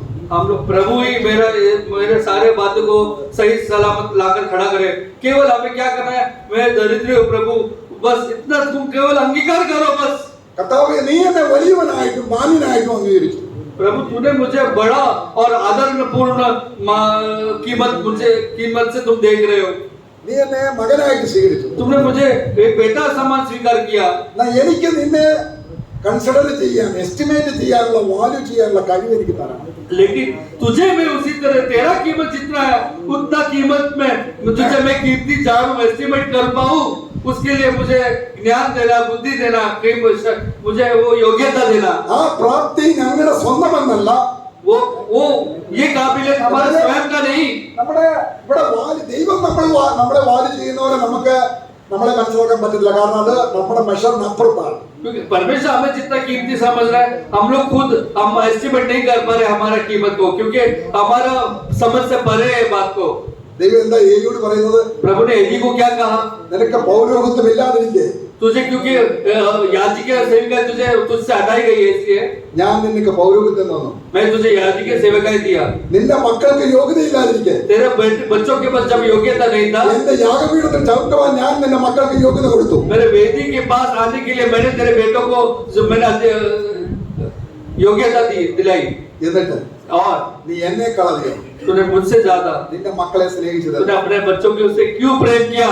അതുകൊണ്ട് നിന്റെ കുടുംബത്തിൽ इसलिए तेरा कुटुंब ഒരുത്തനും ദൈവത്തിന് മഹിമ കാണത്തില്ല. अब कभी भी महिमा नहीं देखेंगे. ദൈവം പറയുകയാണ്, ശബ്ദം ചെയ്ത് പറയുകയാണ്, प्रभु ने शपथ बोलकर कहा, എന്നെ മാനിക്കുന്നവനെ ഞാൻ മാനിക്കും. जो मेरा आदर करेगा उसका मैं आदर करूंगा. ക്രിസ്തുവിന് എത്ര അപമാനം നമുക്ക് വേണ്ടി. यीशु मसीह को कितना अपमान हम करते हैं. അപ്പോൾ ഈ വളർച്ചയിൽ ക്ഷീണിക്കാതിരിക്കാൻ इसलिए इस बढ़ोतरी के विषय में कोई भी रुकावट नहीं आने के लिए, നമുക്ക് വേണ്ടി അപമാനം സഹിച്ച, हमारे लिए जिसने अपमान सहा, കഷ്ട സഹിച്ച कष्ट सहा, ഈ ക്രിസ്തുവിനെ നോക്കുന്നതിൽ നിന്ന് മാറരുത്. इस यीशु मसीह को देखने के विषय में तुम्हारा ध्यान हटे ना. കർത്താവിനെ എസ്റ്റിമേറ്റ് ചെയ്യാൻ प्रभु को का कीमत जाने बिना. എബ്രായ ലേഖനം 12:3 इब्रानियों का 12:3 അവിടെ നിന്നാണ് വിശ്വാസത്തിന്റെ നായകനും उधर विश्वास का जो नायक പൂർത്തി വരുന്നതിനുമായ और पूरा करने वाला യേശുവിനെ, यीशु मसीह को ആ വാക്യം കൊണ്ട് പറഞ്ഞ അവസാനം, राव वो യേശുവിനെ നോക്കുക എന്നുള്ളതിന് ഒരു പ്രത്യേക പദം. यीशु मसीह को देखना मतलब एक बहुत खास वाली बात है. അവിടെ അത് എന്താണെന്ന് അറിയാമോ? उधर मालूम है क्या है? 34 സങ്കീർത്തനം എന്നുള്ളതാണ്. मालूम है 36 संगीत भजन संगीता में भी वही लिखा है. അവങ്കിലേക്ക് നോക്കിയവർ പ്രകാശിതരായി. उसकी ओर देखने वाला को प्रकाशित हो गया. അത് തന്നെയാണിത്. वही है ये. Praise the Lord. आओ पढ़े वो. इसलिए उस पर ध्यान करो. इसलिए उस पर ध्यान करो जिसने अपने विरोध में पापियों की इतना वाद विवाद सह लिया कि तुम निराश होकर यह न छोड़ दो. യേശുവിനെ നോക്കുന്നതിൽ നമ്മള് യേശുവിന്റെ ഉള്ള നോട്ടം വിട്ടിട്ട് നേരെ അവിടെയും ഇവിടെയും നോക്കുന്നത് കൊണ്ടാണ് നമ്മള് തഴമ്പിച്ച് ഒരു പുരോഗമനം ഇല്ലാതിരിക്കുന്നത്. हम लोग यीशु मसीह की ओर ताकते हुए ना देखते हुए उसके बदले हम लोग उधर इधर देखने, मन भटकने की वजह से, नजर भटकने की वजह से हम लोग महिमा का वो माप को खो रहे हैं. യേശുവിനെ കാണുക എന്ന് പറഞ്ഞാൽ എന്തൊരു വലിയ കാര്യമാണ്. मालूम है यीशु मसीह को देखना कितना बड़ी बात है. നിങ്ങൾ കാണുന്നതിനെ കാണാൻ ഏറിയ പ്രവാചകന്മാരും രാജാക്കന്മാരും ആഗ്രഹിച്ചു. तुम जो देख रहे हो देखने के लिए मालूम है वो कितने भविष्य वक्ता है वे लोग बाट जो थे. എന്നെ കാണുന്ന കണ്ണുകൾ ഭാഗ്യമുള്ളത്. मेरे मुझे देखने के लिए आके जो भाग्यवान हो गए वे लोग. ഒരു പ്രാർത്ഥന മാത്രമേ ദാവീദിനുണ്ടായിരുന്നുള്ളൂ. एक ही प्रार्थना केवल दाऊद ने रखा, നിന്റെ മനോഹരത്വം കാണുവാൻ तेरा मनोहरता को देखने के लिए എന്റെ കണ്ണുകളെ ഒന്ന് താഴെ. मेरा आंखें खोल देना. അതിന് വിദ്യാഭ്യാസം വേണ്ട. उसके विद्याभ्यास की जरूरत नहीं है. എവിടെ ജനിച്ചു എന്നുള്ള ഒന്നും വേണ്ട. जिधर जन्म लिया तुम्हारा कहाँ पर जन्म हुआ वो कोई इम्पोर्टेंट बात नहीं है। വായിക്കാനും പഠിക്കാനും അറിയണ്ട. हाँ तुम्हें पढ़ने के लिए और सुनने के लिए पढ़ना नहीं आता तो भी चलेगा। ജസ്റ്റ് എന്താ केवल പറയാം. केवल उससे उसको बोलो, उससे बात करो बस। നിന്നെ കാണാൻ ഞാൻ ആഗ്രഹിക്കുന്നു. तुझे देखने के लिए मैं आग्रह रखता हूँ। അവൻ ചില്ലിട്ട റൂമിൽ ക്യാബിനിലല്ല. वो कोई इस प्रकार का कैबिन में नहीं है जो वो पूरा ग्लास ट्रांसपेरेंट ग्लास का कैबिन में जैसा वो बैठा होता है बॉस, ऐसा नहीं है। കാരണം അവിടെ വീണ്ടും ജനത്തോടുള്ള ബന്ധത്തിൽ പാപമോചനം എന്നൊരു വിഷയമുണ്ട്. कारण दोबारा जन्म के विषय में पाप का मोक्ष का विषय उधर आता है। നമ്മൾ ആ വീണ്ടും ജനിച്ചപ്പോൾ നമ്മൾ പാപികളായിരുന്നെന്നും പാപത്തിന് മോചനം തന്നു എന്ന് കണ്ടാൽ നമ്മൾ അവന്റെ പാദത്തിൽ വീണ് പാദം ചുംബിക്കുന്ന ഒരു വലിയ അട്രാക്ഷൻ അവനുമായിട്ട് കിട്ടും. हमारा दोबारा जन्म हुआ उस समय में हमारे पाप को एक पाप को किस तरह प्रभु ने हमें लेकर उसने क्रूस पर अपना जान देकर हमें छुड़ा लिया, बचा लिया, ये देखे तो ही हम लोग उसके पैर के सामने गिरकर उसका चुंबन करेंगे। പട്ടണത്തിലെ പാപിനിയായ സ്ത്രീയെ കല്ലെറിയാൻ ശാസ്ത്രിമാരും പുരോഹിതന്മാരും വന്നപ്പോൾ जब वो व्यभिचार उनकी स्त्री को जब पत्थर मार करने के लिए शास्त्री और पंडित लोग जब नगर में आए तब കർത്താവ് എന്താ ചെയ്തു? प्रभु ने क्या किया? കർത്താവ് എന്താ ചെയ്തു? प्रभु ने क्या किया? അവളാണ് പന്തിയിൽ ശിമോന്റെ വീട്ടിൽ വരുന്നത്. वही है बाद में सिमोन जब डिनर परोसता है वहां पर वो पहुंच जाती है। ശിമോന്റെ വീട്ടിൽ കർത്താവ് പന്തിക്കിരിക്കുമ്പോൾ सिमोन जब वो बैठा रहता है भोजन के लिए तब അവന്റെ പാപങ്ങൾ അവിടെ പാപങ്ങൾ ക്ഷമിച്ചു കിട്ടിയതിന് നന്ദി സൂചകമായി അവന്റെ കാൽക്കൽ കണ്ണുനീര് കൊണ്ട് കരഞ്ഞ് പാപങ്ങൾ ക്ഷമിച്ചു. उसका पाप का क्षमा मिला, उसको जब विश्वास आया, भरोसा हुआ तो वो दौड़ते हुए वो पैर यीशु मसीह के पास सिमोन के घर में वो पैर के नीचे गिरकर वो चुम्बन देने लगी। ശിമോനെ ഞാൻ നിന്റെ വീട്ടിൽ വന്നപ്പോൾ सिमोने मैं जब तेरे पास आया तेरे घर पे എന്റെ കാല് കഴുകാൻ നീ വെള്ളം തന്നില്ല. तूने मेरा पैर धोने के लिए तूने पानी भी नहीं दिया। ഇവിടെ നോക്കുക, इसको देखो, ഇവിടെ പാപങ്ങൾ ക്ഷമിച്ചതുകൊണ്ട് इसका पाप क्षमा होने की वजह से ഇവിടെ പാപങ്ങൾ മോചിക്കപ്പെട്ടിരിക്കുന്നു. इसका पाप हमें माफ किया। അന്ന് തന്നെ അവർക്ക് തേജസ്കരണം കിട്ടി. तब भी उसको तेजस्करण मिला, वो मेरी बेटी बन गई। ഈ സ്നേഹം ഒരിക്കലും പിരിയാൻ പറ്റില്ല. ये प्रेम कोई नहीं बदल सकता। നമ്മളെല്ലാവരും പാപം നിമിത്തം നമ്മൾ കുറ്റരോഗികളായി തള്ളപ്പെടുമ്പോൾ हम लोग सब लोग पाप की वजह से कुछ रोग में भरकर जब तिरस्कार और नकारे जाएंगे, നമ്മുടെ സ്ഥാനത്തേക്ക് ഇറങ്ങി വന്നു हमारे स्थान पर यीशु मसीह उतर आया, നമ്മുടെ വ്രണങ്ങൾ കഴുകി हमारे सारे घावों को धोया, നമ്മൾ കുറ്റരോഗി എന്നുള്ള സ്ഥാനം മാറ്റിയിട്ട് हमारे कुष्ठ रोग का जो स्थान है वो बदल कर അവന്റെ കഴുത്തേൽ കെട്ടിപ്പിടിച്ച് उसके गले लगाकर हमें, എന്റെ മകൻ മരിച്ചവനായി, मेरा बेटा मरा हुआ था എനിക്ക് അവനെ തിരികെ കിട്ടി. लेकिन मुझे वापस मिल गया, എന്റെ മകനെ കാണാതെ പോയിരുന്നു. मेरा बेटा गुम हो गया था, ഞാൻ അവനെ എപ്പോഴും കണ്ടുകൊണ്ടിരിക്കട്ടെ. मुझे हमेशा मैं उसको देख सकता हूँ अभी। ഒരപ്പന്റെ സ്നേഹം एक पिता का प्रेम, നാം കടപ്പെട്ടവരാണ്. हम लोग भाई, हम लोग कर्जदार हैं। നമ്മുടെ മുകളിൽ അവൻ കിരീടം പിടിച്ചുകൊണ്ടിരിക്കുകയാണ്. हमारे ऊपर सर के ऊपर वो ताज पहनाने के लिए वो इंतजार कर रहा है। എല്ലാ മഹത്വവും വെടിഞ്ഞ് ദൈവപിതാവിന് തുല്യനായിരുന്നവൻ താനെ പടിയിറങ്ങി മണ്ണിൽ വന്ന ആ സ്ഥാനത്തേക്ക് വീണ്ടും അവന്റെ ഇരിക്കുന്ന സിംഹാസനത്തിൽ നിന്ന് നമ്മളെ എതിരേൽക്കാൻ താഴ്ത്തി ഇറക്കരുത്. वो सारा महिमा छोड़कर जो परमेश्वर होने के और परमेश्वर तुल्य होने के बावजूद वो नीचे आया हमारे लिए, और वो व्यक्ति को परमेश्वर देखो इतना ऊंचा दर्जा दिया है, वो महिमा में वो स्थान पर हमें मुकुट पहनाने के लिए वो हमारा इंतजार कर रहा है। പ്രിയമുള്ളവരെ, ഞാൻ നിങ്ങളിൽ നിന്ന് ഒരു വ്യത്യസ്തമല്ല. प्रिय मैं तुमसे कोई भी अलग नहीं हूँ, ഞാൻ ഇവിടെ തന്നെയാണ്. मैं भी इधर ही हूँ, ഞാൻ പിടിക്കാൻ പോയി എന്ന് വെച്ച് ഓടുകയാണ്. मैं केवल आगे बढ़ रहा हूँ। നമ്മളെല്ലാവരും सब लोग जिस पर तेजस प्राप्त करते हुए ആ മൺപിടി വേണ്ടി ഓടാം. वो अच्छी दौड़ को दौड़े। Amen.